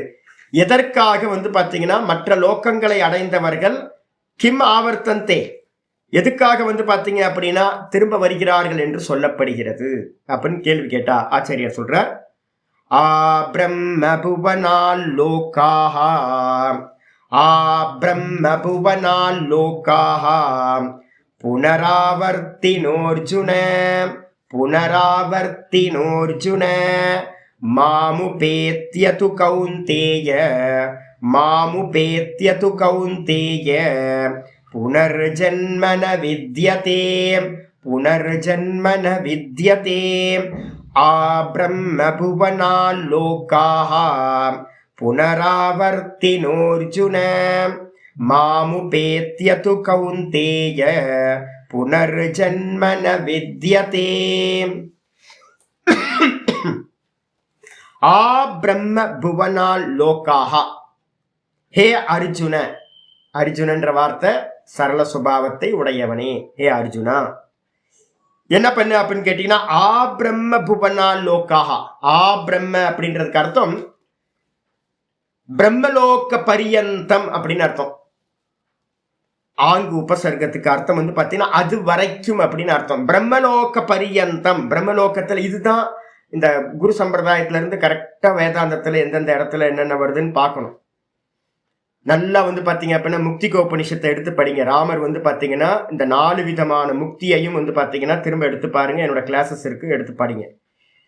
பின்னாடி வந்து பாத்தீங்கன்னா சாந்தோக்கியத்தை படிப்போம், பிருகதாரண்யம், பிரம்மசூத்திரம் படிக்கும் போது உங்களுக்கு இன்னும் கிளாரிட்டி கிடைச்சிடும். சங்கர பாஷ்யம் பிருகதா இதுல நம்ம பிரம்மசூத்திரத்துல சங்கர பாஷ்யம் லாஸ்ட் எண்டில் இருக்கிற பாகங்கள்லாம் படிக்கணும். அப்படி படிக்கும் போது தான் நமக்கு தெரியும் இது எல்லாம் வந்து பாத்தீங்கன்னா பிரம்மலோகத்துக்கு பிரம்மலோகத்துல 4 கதி இருக்கு.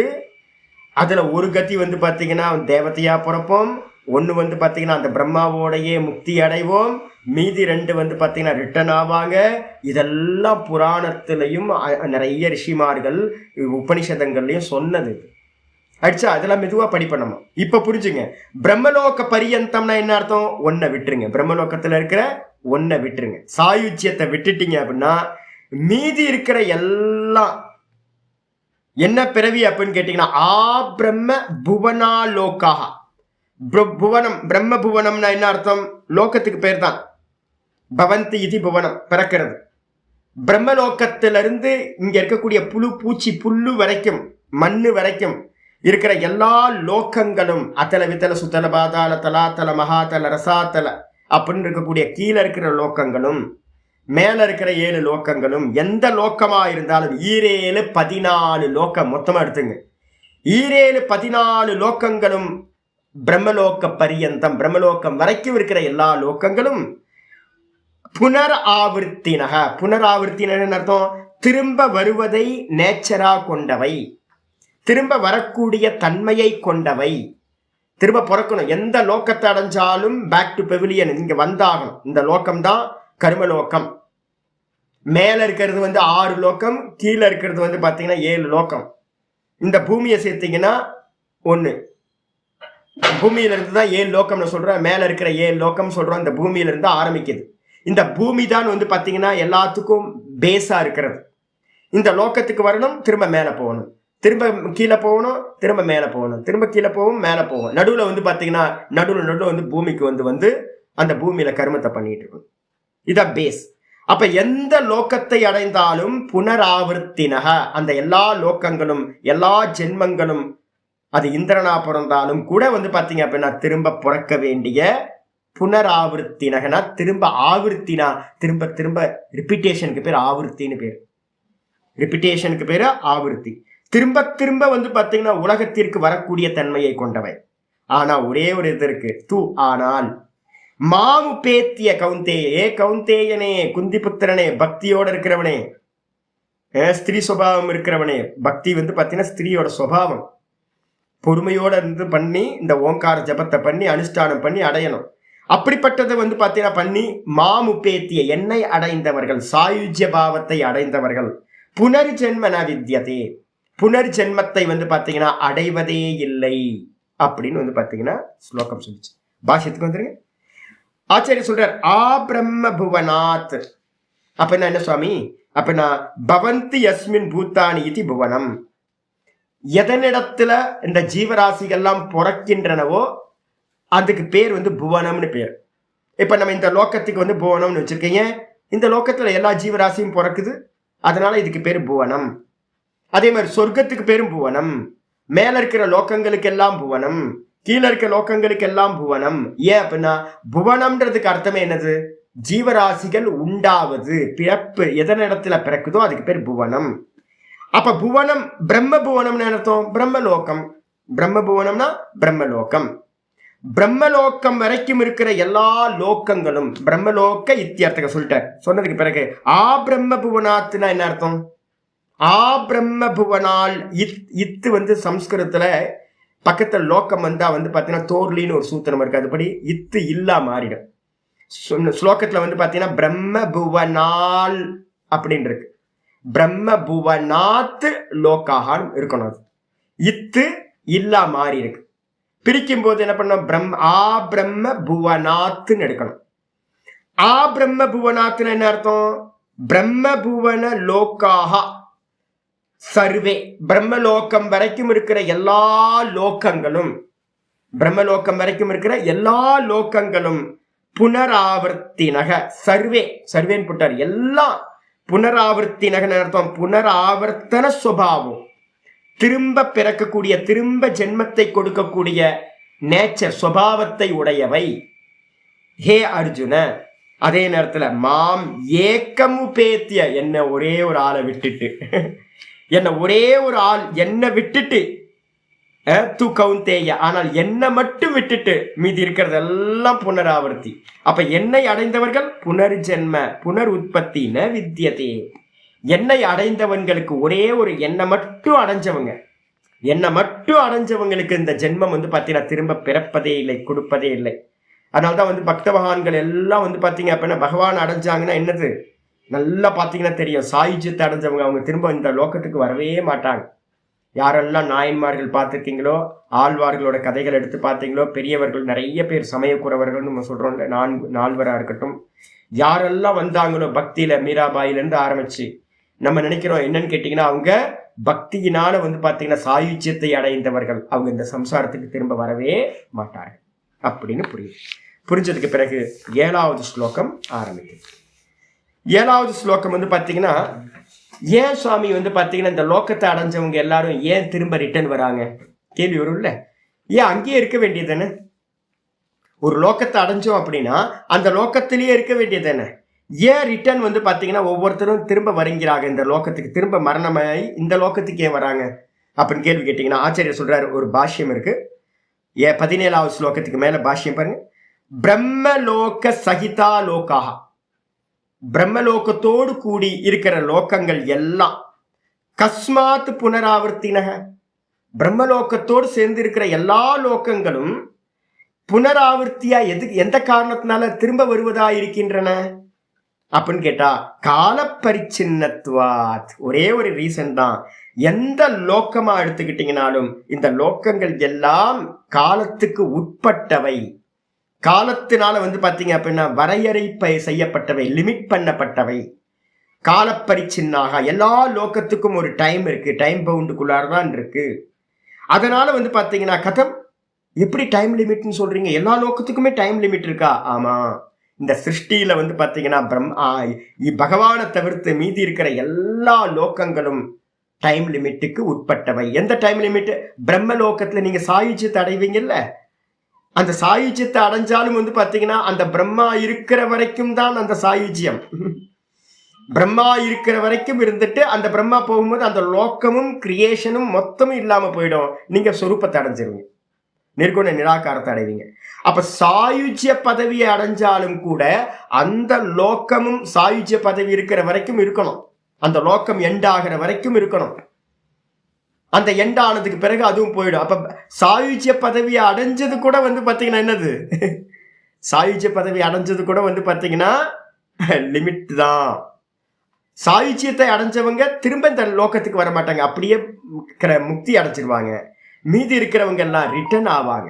ஆனா பிரம்மலோகம் வரைக்கும் இருக்கிற எல்லாமே பார்த்தீங்க அப்படின்னா டைம் லிமிட், ஏன்னா கிரியேஷன்ல இருக்கிறது அப்படின்னு சொல்லியாச்சு. எப்படி ஆச்சாரியர் ஆரம்பிக்கிறார். 17வது ஸ்லோகம். சகஸ்ரயுக பர்யந்தம் அஹர்யத் பிரம்மனோ விதுஹு, சகஸ்ரயுக பர்யந்தம், சகஸ்ரயுக பர்யந்தம் அஹர்யத், அஹர்யத், அஹர்யத் பிரம்மனோ விதுஹு, ராத்ரிம் யுகசகஸ்ராந்தம், ராத்ரிம் யுகசகஸ்ராந்தம் சகஸ்ராந்தாம், தேஹோ ராத்ரவிதோ ஜனாஹ, தேஹோ ராத்ரவிதோ ஜனாஹ, ராத்ரிம் யுகசகஸ்ராந்தாம், தேஹோ ராத்ரவிதோ ஜனாஹ, சகஸ்ரயுக பர்யந்தம் அகர்யத் பிரம்மனோ விதுஹு ராத்ரிம் யுகசகஸ்ராந்தாம் தேஹோ ராத்திரவிதோ ஜனாஹா. ஆச்சாரியர் ஒரு கணக்கு சொல்ல போறார். இந்த லோக்கத்துக்கு எல்லாத்துக்கும் ஒரு கணக்கு சொல்ல போறார். சகஸ்ர யுக பரியந்தம் யத்து அகர் பிரம்மனோ விதுஹு. ஆச்சாரியர் சொல்றார், பிரம்மனக அப்படின்றதுக்கு அர்த்தம் பிரம்மா, இந்த கிரியேட்டரா இருக்காருல்ல பிரம்மா. பிரம்மானா என்ன எடுத்துக்கணும் அப்படின்னு கேட்டீங்கன்னா, இப்ப இந்த தேகம் ஸ்தூலம், இதுக்குள்ளார எனக்கு அந்த கரணம் சூக்ஷ்ம தேகம் இருக்கா? இந்த அந்த கரணத்துக்குள்ளார நம்ம தூங்கும் போது காரண தேகம்னு ஒண்ணு இருக்கா? அப்ப ஸ்தூல தேகத்துக்குள்ளார சூக்ஷ்ம தேகம், சூக்ஷ்ம தேகத்துக்குள்ளார காரண தேகம். அப்போ நான் அப்படின்னு சொல்லும் போது இந்த தேகத்தை மட்டும் எடுக்கணுமா, இல்ல தேகத்துக்குள்ளார இருக்கிற சூக்ஷ்ம காரணம் ரெண்டுத்தையும் எடுக்கணுமா? ரெண்டு தேகத்தையும். என்ன எடுத்தா பாத்தீங்க அப்படின்னா உள்ள இருக்கிற தேகமும் சேர்ந்து தானே வரும். அப்ப அதே மாதிரி பிரம்மான்றது பாத்தீங்கன்னா ஈஸ்வரனுடைய ஸ்தூல தேகம். ஹிரண்ய கர்ப்பர் அப்படின்றது பாத்தீங்கன்னா சூக்ஷ்ம தேகம். அதுக்கப்புறம் பாத்தீங்கன்னா காரண தேகம் பரமேஸ்வரன் மகேஸ்வரன் பாத்தீங்கன்னா காரண தேகமா அவ்யக்தமா இருக்கார் அப்படின்னு புரிஞ்சுக்கணும். எப்படி நம்ம தூக்கத்துல அவ்யக்தம் ஆயிடுறோம், வெளிப்படாம நம்ம எங்க போனோன்னே தெரியல, வெளிப்படாத அவஸ்தையில தூக்கத்துல இருக்கோம், அதான் காரண தேகம். நம்ம வெளிப்படும் போது சொப்பன அவஸ்தையில எப்படி இருக்கும் அப்படின்னு கேட்டீங்கன்னா மனசா இருக்கும், ஸ்தூல தேகம் இல்ல, மனசா இருக்கும், புத்தியா இருக்கும். அதுதான் பாத்தீங்கன்னா ஹிரண்ய கர்ப்பர்னு பேர். எப்ப நம்ம வேக்கப்பா இந்த தேகத்துல வருமோ இதுதான் பாத்தீங்கன்னா அந்த ஸ்தூல தேகம்னு பேர்.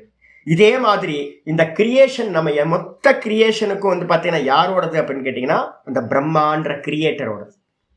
அந்த பிரம்மாக்குள்ளார யார் இருப்பா? ஹிரண்ய கர்ப்பர் இருப்பார். ஹிரண்ய கர்ப்பருக்குள்ளார யார் இருப்பா? அந்தர்யாமியா இருக்கிற பரமேஸ்வரன் அவ்யக்தமா இருப்பார் அப்படின்னு புரிஞ்சுக்கணும். இந்த கிரியேட்டரா இருக்கக்கூடிய அந்த பிரம்மத்துக்கு பாத்தீங்கன்னா பிரம்மனக அப்படின்னா சதுர்முக பிரம்மா. பிரம்ம இல்ல பிரம்மா அப்படின்னு போடணும். பிரம்மனக அப்படின்னு போட்டாவே அதுக்கு பாத்தீங்க அப்படின்னா அந்த விபக்தி பாத்தீங்கன்னா பிரம்மனகன்னு இருந்துச்சு அப்படின்னா பிரம்மன்னு சப்தம். அது பிரம்மனக அப்படின்னா பிரம்மா, சதுர்முக பிரம்மாவினுடைய. எத்து அகஹ, அகர்னா என்ன அர்த்தம்? பகல் பொழுதுன்னு அர்த்தம். எந்த அகர் அப்படின்னா அகஹ, எந்த பகல் பொழுதானது இருக்கோ, டே டைம் இருக்கோ, அந்த டே டைம் எவ்வளவு சுவாமி லிமிட் அப்படின்னு கேட்டீங்கன்னா சகஸ்ர யுக பரியந்தம். சகஸ்ர யுகம் அப்படின்னா பிராக்கெட்ல பாத்தீங்கன்னா அந்த சகஸ்ரத்துக்கு முன்னாடி போட்டுங்க. சகஸ்ரனா தேவ சகஸ்ர தேவ யுகம்னு போட்டுங்க. 1000 தேவ யுகங்கள்னு போட்டுங்க. 1000 யுகங்களை கொண்டதுன்னு நான் தமிழ்ல எழுதியிருக்கேன். நீங்க என்ன பண்ணிக்கணும்? 1000 தேவ யுகங்கள்னு போட்டுக்கணும். 1000 தேவ யுகங்களை கொண்டது பாத்தீங்கன்னா பிரம்மாவோட ஒரு பகல் என்று சொல்லப்படுகிறது. அதுக்கப்புறம் அதே மாதிரி ராத்திரி எவ்வளவு சுவாமி அப்படின்னு கேட்டீங்கன்னா ராத்திரியும் 1000 தேவ யுகங்கள் காலத்தை பாத்தீங்கன்னா கொண்டது அப்படின்னு பாத்தீங்கன்னா ஏ விதுகு எவர்கள் யுக சகசிராந்தம், ஏ விதுகு எவர்கள் இந்த விதமாக அறிகிறார்களோ. பகல் பொழுது 1000 தேவயுகங்கள் என்றும், இரவு பொழுது பாத்தீங்கன்னா 1000 தேவயுகங்கள் என்றும் பிரம்மாவினுடைய ஒரு நாள் அப்படின்னு பாத்தீங்கன்னா எந்த ஜனங்கள் அறிகிறார்களோ, ஏ விதுகு எந்த ஜனங்கள் அறிகிறார்களோ தேஜனாகா, அந்த ஜனங்கள் இப்ப நம்ம தெரிஞ்சுக்க போறோம். அந்த ஜனங்கள் அகோராத்திர விதக பிரம்மாவினுடைய பகல் இரவை அறிந்தவர்கள். அகோராத்திரம்னா டே, ஒன் டே, பகல் இரவை பாத்தீங்கன்னா அறிந்தவர்கள் அப்படின்னு சொல்லப்படுகிறார்கள். அப்ப இப்ப நம்ம கணக்குக்கு போறோம். அப்ப பிரம்மாவோட ராத்திரின்றது 1000 யுகம் தேவயுகம், பகல்ன்றது 1000 தேவயுகம், இது ரெண்டும் சேர்ந்து ஒரு நாள். இத பத்தி தெரிஞ்சவங்களுக்கு பேர் அகோராத்திர விதகன்னு பேர். அகோராத்திரனா பிரம்மாவோட பகல் இரவை அறிந்தவர்கள், நாளை தெரிந்தவர்கள், காலக்கணக்கை அறிந்தவர்கள் அப்படின்னு பேர். ஆயிடுச்சா? பாஷ்யத்துக்கு நான் சொல்றேன். சகஸ்ர யுக பரியந்தம். சகஸ்ர யுக பரியந்தம் என்ன அர்த்தம்?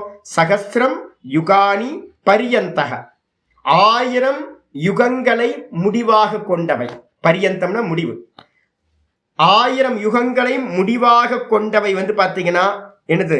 யுக பரியவசானம். பரியந்தகன்றதுக்கு அர்த்தம் பரியவசானம், முடிவை கொண்டது. யஸ்ய அகனக எவருடைய பகல் பொழுது இந்த விதமா 1000 யுகங்களை கொண்டதா இருக்கோ, தத்து அகக, அந்த பகல் பொழுதுக்கு பேரு சகஸ்திர யுக பர்யந்தம். அந்த பகல் பொழுது வந்து 1000 யுகங்களை கொண்டதா இருக்கு. யாருக்கு அப்படின்னு கேட்டா பிரம்மனஹா, பிரம்மாக்கு, சதுர்முக பிரம்மாக்கு இந்த வாழ்நாள் ஒரு நாள் அப்படின்றது. அதே நேரத்தில் யாரு பிரஜாபதேகன்னு போட்டார். இந்த சப்தங்கள் நிறைய பேருக்கு கன்ஃபியூஸ். பிரஜாபதினா பிரம்ம, சில இடத்துல பிரம்மன்னு சொல்லும், சதுர்முக பிரம்மான்னு, சில இடத்துல பிரஜாபதினு சொல்லும், சில இடத்துல ஹிரண்ய கர்ப்பர்னு சொல்லும்.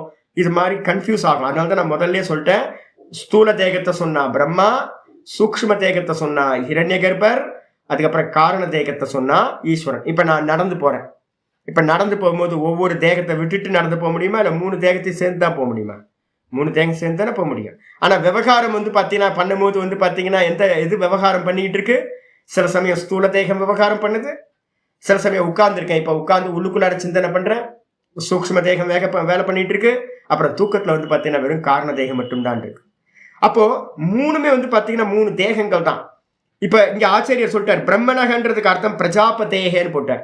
பிரஜாபதிக்கு அப்படின்னு, பிரம்மத்துக்கு இன்னொரு பேர் பிரஜாபதி, பிரஜைகள்லாம் உற்பத்தி பண்ணவர். அந்த பிரஜாபதிக்கு யாரு? விராஜோ போட்டார். பாருங்க, தெளிவா போட்டார். பிரஜாபதினா யார் எடுக்கணும்? விராட்டை எடுக்க வேண்டும். பிரம்மான்றதுக்கு அர்த்தம் என்னது? விராட்டு. விராட்டுனா என்ன அர்த்தம்? பகவானுடைய ஸ்தூல தேகம். நான் சொல்றேன்ல, என்னுடைய ஸ்தூல தேகம் இந்த பரமஹம்சானந்தான்ற தேகம். என்னுடைய சூக்ஷ்ம தேகம் வந்து பார்த்தீங்கன்னா இந்த தேகத்துக்குள்ளா இருக்க மனசு, புத்தி, சித்தம், அகங்காரம் 17 தத்துவங்கள். என்னுடைய காரண தேகம் தூக்கத்துல நான் ஒன்றும் தெரியலன்னு தூங்குறேனே, அது என்னுடைய காரண தேகம். அதே மாதிரி வந்து பார்த்தீங்கன்னா பகவானுக்கு வந்து பார்த்தீங்கன்னா ஸ்தூல தேகம் தான் பிரஜாபதின்னு சொல்லக்கூடிய, பிரம்மான்னு சொல்லக்கூடிய விராட்டு. அதுதான் விராஜக, விராஜோன்னு போட்டிருக்கு. இந்த விதமா வந்து பார்த்தீங்கன்னா அறிகிறார்கள், பகல் பொழுது அப்படின்னு அறிகிறார்கள். அதே மாதிரி ராத்திரிம் அபி, ராத்திரியை கூட வந்து பார்த்தீங்க அப்படின்னா யுக சகசிராந்தாம், ராத்திரியும் கூட வந்து பார்த்தீங்கன்னா அகக பரிணாமம் ஏவ, பகல் பொழுதோட அளவு மாதிரியே தான் ராத்திரி பொழுதோட அளவும் இருக்கிறது. 1000 யுகங்கள், தேவ யுகங்கள். நமக்கு அப்படித்தானே இருக்கு, 12 மணி நேரம் தான் நம்ம பிரிச்சிருக்கோம். அதே மாதிரி வந்து பார்த்தீங்க அப்படின்னா பகவானுக்கும் இந்த விதமா பிரிக்கப்பட்டிருக்கு. உடனே கேள்வி வருது, விதுகு விதுகுன்னு சொல்றீங்களா சுவாமி, அறிகிறார்கள் அப்படின்னு. யார் அறிகிறா? கே விதுகு இதியாக, எவர்கள் அறிகிறார்கள் அப்படின்னு கேட்டா சொல்லுது, தே அகோராத்திர விதக, அவர்கள் தான் வந்து பார்த்தீங்கன்னா பகல் இரவை அறிந்தவர்கள், காலத்தை அறிந்தவர்கள். பகல் இரவுன்றது என்னது? காலம். அந்த காலத்தை அறிந்தவர்கள். கால சங்கியாவிதோ ஜனா இத்தியர்த்தக, காலத்தோட எண்ணிக்கையை வந்து பார்த்தீங்கன்னா அறிந்தவர்கள் என்று அர்த்தமாகும். எதையேவம் கால பரிச்சின்னாக, எந்த காரணத்தினால எல்லா காலங்களும் பிரம்மாவோட காலமே பரிச்சின்னம்னா, ஒரு பிரம்மா வருவார் போயிடுவார், அடுத்த பிரம்மா வருவார் போயிடுவார், அடுத்த பிரம்மா வருவார் போயிடுவார். அப்ப பிரம்மாவே வந்து போயிடுவார் அப்படின்னா அப்ப மற்ற லோகங்களுக்கு வந்து பார்த்தீங்கன்னா சொல்லவா வேண்டும்? அதனால வந்து பார்த்தீங்கன்னா எந்த காரணத்தினால பிரம்மாவோட காலமே அளவிடப்பட்டதா, லிமிட் பண்ணப்பட்டதா இருக்கோ, அந்த காரணத்தினால தே அத்தகா புனராவர்த்தினோ லோகாக, ஆகையினால் அவருக்கு கீழே இருக்கிற லோகங்கள் எல்லாம் வந்து பார்த்தீங்கன்னா லிமிட்டோட இருக்கிறது. க்ஷீணே புண்ணியே மர்த்திய லோகம் விஷந்தி, நம்ம பண்ண புண்ணியம் தீர்ந்து போனோன்னு திரும்ப இந்த லோகத்துக்கு வரணும். ஒவ்வொரு லோகத்துக்கும் லிமிட் இருக்கு. எல்லா லோகங்களும் ஒரு நாள் நாசத்தை அடைந்து விடும் அப்படின்னு வந்து பார்த்தீங்கன்னா சொல்லியாச்சு. அப்ப அதனால வந்து பார்த்தீங்கன்னா நமக்கு என்ன ஞானம் உண்டாகணும்? ஒரே ஒரு ஆளை தான் அடையணும். ஒன்று சாயுஜ்யத்தை அடையணும், திரும்ப வரமாட்டோம். இல்லை அப்படின்னா இங்கேயே ஜீவன் முக்தி அடையணும், சுத்த நிர்குண பிரம்மத்தை அடையணும், இங்கேயே ஜீவன் முக்தி ஆயிடணும். இந்த சம்சாரத்துக்கு வராமல் இருக்கிறதுக்கு 2 சாய்ஸ் தான், பாசிபிலிட்டிஸ் மட்டும்தான் இருக்கு. மீது எதை அடைஞ்சாலும் நம்ம வந்து பார்த்தீங்கன்னா ரிட்டர்ன் வரணும். ஏன்னா எல்லாம் டைம் பவுண்ட் ஆனது அப்படின்னு சொல்லணும். இதில் வந்து பார்த்தீங்கன்னா ஆச்சாரியர் கொஞ்சம் நமக்கு வந்து பார்த்தீங்கன்னா காலத்தை பற்றி கொஞ்சம் எழுதிக்கிட்டீங்கன்னா நல்லா இருக்கும். ஒவ்வொரு யுகத்தை பற்றி எழுதிக்கிங்களேன். இந்த கலியுகம் வந்து பார்த்தீங்கன்னா சதுர்யுகமாக பிரிக்கிறோம் பார்த்தீங்களா? இந்த கலியுகம் என்ன அப்படின்னு கேட்டிங்கன்னா ஒவ்வொன்றா எழுதிங்க. கலியுகம் தான் வந்து பார்த்தீங்கன்னா 4வது யுகம். இந்த கலியுகம் வந்து பார்த்தீங்க அப்படின்னா இங்கிருந்து தான் நம்ம காலக்கணக்கை வந்து ரிட்டர்னில் போவோம். இதான் ஃபர்ஸ்ட் யுகம், கலியுகம்னு பேர். 4,32,000 வருஷம் கீழே எழுதிட்டே வந்தீங்கன்னா இருக்கும். ஸ்பேஸ் பக்கத்தில் நிறைய கொடுத்துருக்கேன். கலியுகம் வந்து பாத்தீங்க அப்படின்னா 4,32,000 வருஷம். 4,32,000 வருஷம் முதல் யுகம். இங்க இருந்து ரெண்டாவது யுகம் எது? துவாபர யுகம்னு பேரு. இங்க இருந்து ரிட்டர்ன் போகணும். துவாபரம்னா ரெண்டாவது யுகம். இதுக்கு முன்னாடி இருந்த யுகம் துவாபர யுகம். நம்ம கிருஷ்ண பரமாத்மாலாம் வந்து இங்க உபதேசம் பண்ணதெல்லாம் அதான். இந்த துவாபர யுகம் கலியுகத்தோட 2 மடங்கு, 8,64,000 வருஷம். 8,64,000 வருஷம். இது ரெண்டாவது யுகம். மூணாவது யுகம் இது இங்க இருந்து மூணாவது. கலியுகம் 1, துவாபர யுகம் 2, மூணாவது யுகம் திரேதா யுகம். திரேதா யுகத்துல தான் வந்து பாத்தீங்கன்னா ராமர்லாம் வந்தார். அவர் வந்த யுகம் வந்து பாத்தீங்கன்னா திரேதா யுகம். கலியுகத்து மாதிரி 3 மடங்கு. கலியுகம் இன்ட்டு 3 போட்டீங்கன்னா வந்துடும் 12,96,000 வருஷம். 12,96,000 வருஷம். இது திரேதா யுகம். இதுக்கு முன்னாடி யுகம் எது அப்படின்னு கேட்டீங்கன்னா கிருத்தயுகம்னு சொல்லுவோம், இல்லைன்னா சத்திய யுகம்னு சொல்லுவோம். கிருத்தயுகம் இல்லைன்னா சத்திய யுகம்னு பேரு. முதல் இங்க இருந்து 4வது. ஆனா ஆரம்பிக்கிறது அங்கிருந்தா வரணும். அதான் 1. ஆனா இங்க இருந்து பாத்தீங்கன்னா அது 4வது. அது எவ்வளவு அப்படின்னு கேட்டீங்கன்னா 17,28,000 வருஷம். 17,28,000 வருஷம். சதுர்யுகம் மாதிரி 4 மடங்கு. இப்ப நம்ம குதிக்கிறோம்ல, ஐயோ ஐயோ ஐயோ இப்படி நடக்குது, அப்படி நடக்குது, அநியாயம் நடக்குது, இப்படி அநியாயம் நடக்குது அப்படின்னு இருக்கிறதுலயே ரொம்ப கம்மியான வருஷங்கள் கால அளவு இந்த கலியுகம் தான். கலியுகம் மாதிரி வந்து பாத்தீங்கன்னா 4 மடங்கு அதிகமானது வந்து பாத்தீங்கன்னா 17,28,000 வருஷம் சத்திய யுகம். இந்த 4 யுகங்களையும் கூட்டி பாத்தீங்க அப்படின்னா 43,20,000 வருஷங்கள் வரும். மனுஷ வருஷங்கள் 43,20,000 வருஷம். சதுர்யுகத்தோட 10 மடங்கு. இந்த கலியுகம் இருக்குல்ல, கலியுகத்தோட 10 மடங்கு ஒரு சதுர்யுகம் ஆயிடும். கலியுகம் 4,32,000 வருஷம். அதை இன்ட்டு 10 போட்டீங்க அப்படின்னா 43,20,000 வருஷம் வந்து பாத்தீங்க அப்படின்னா ஒரு சதுர்யுகம். அடிச்சா இந்த ஒரு சதுர்யுகத்துக்கு என்ன பேரு அப்படின்னு கேட்டீங்கன்னா 43,20,000 வருஷத்துக்கு பேரு தேவர்களுடைய ஒரு தேவ யுகம்னு பேரு. தேவர்களுக்கு ஒரு யுகம். தேவர்களுக்கு ஒரு யுகம். அப்போ இன்ட்டு 1000 போட்டுங்க. தேவர்களோட இந்த ஒரு யுகம் இன்ட்டு 1000 போட்டீங்க அப்படின்னா எத்தனை வருஷங்கள் வரும் சுவாமி? நம்ம கால அளவுல 432 கோடி வருஷம். மனுஷ அளவுல வந்து பாத்தீங்கன்னா 1000 சதுர்யுகம்ன்றது 1000 தேவ யுகம்ன்றது என்னன்னு கேட்டீங்கன்னா 432 கோடி வருஷங்கள். இந்த 432 கோடி வருஷங்கள் தான் வந்து பாத்தீங்கன்னா 1000 சதுர்யுகம் அப்படின்னு பேர். 43,20,000 × 1000 போட்டீங்கன்னா உங்களுக்கு 432 கோடி வருஷங்கள் வந்துடும். இந்த 43 கோடி வருஷத்தை வந்து பாத்தீங்கன்னா பிரம்மாவோட பகல் அப்படின்னு நம்ம சொல்றோம். பிரம்மாவோட பகல் வந்து பாத்தீங்கன்னா 432 கோடி வருஷம். பிரம்மாவோட இரவு என்ன அப்படின்னு கேட்டீங்கன்னா திரும்பவும் 432 கோடி வருஷம். அப்போ ஒரு பிரம்மாவோட பகல் இரவு சேர்ந்தது என்ன அப்படின்னு கேட்டீங்கன்னா 864 கோடி வருஷங்கள். 864 கோடி வருஷங்கள் நம்ம கணக்குல 864 கோடி வருஷங்கள் பிரம்மாவோட ஒரு டே. இந்த ஒரு டே வந்து பாத்தீங்க அப்படின்னா எப்படி சொல்லுவோம் அப்படின்னு கேட்டீங்கன்னா இந்த கணக்கு தனியா வச்சுங்க. இதுக்கப்புறம் இன்னொரு கணக்கு எழுதிங்க. 1000 சதுர்யுகம் தேவ சதுர்யுகம்ல 1000 சதுர்யுகம். இப்ப நம்ம அதான் பார்த்திருக்கோம். சகஸ்ர யுக பரியந்தம்னு ஸ்லோகத்துல இருக்குல்ல. 1000 சதுர்யுகத்துக்கு என்ன பேரு அப்படின்னு கேட்டீங்கன்னா ஒரு கல்பம்னு பேரு. 1000 சதுர்யுகத்துக்கு என்ன பேரு? ஒரு கல்பம்.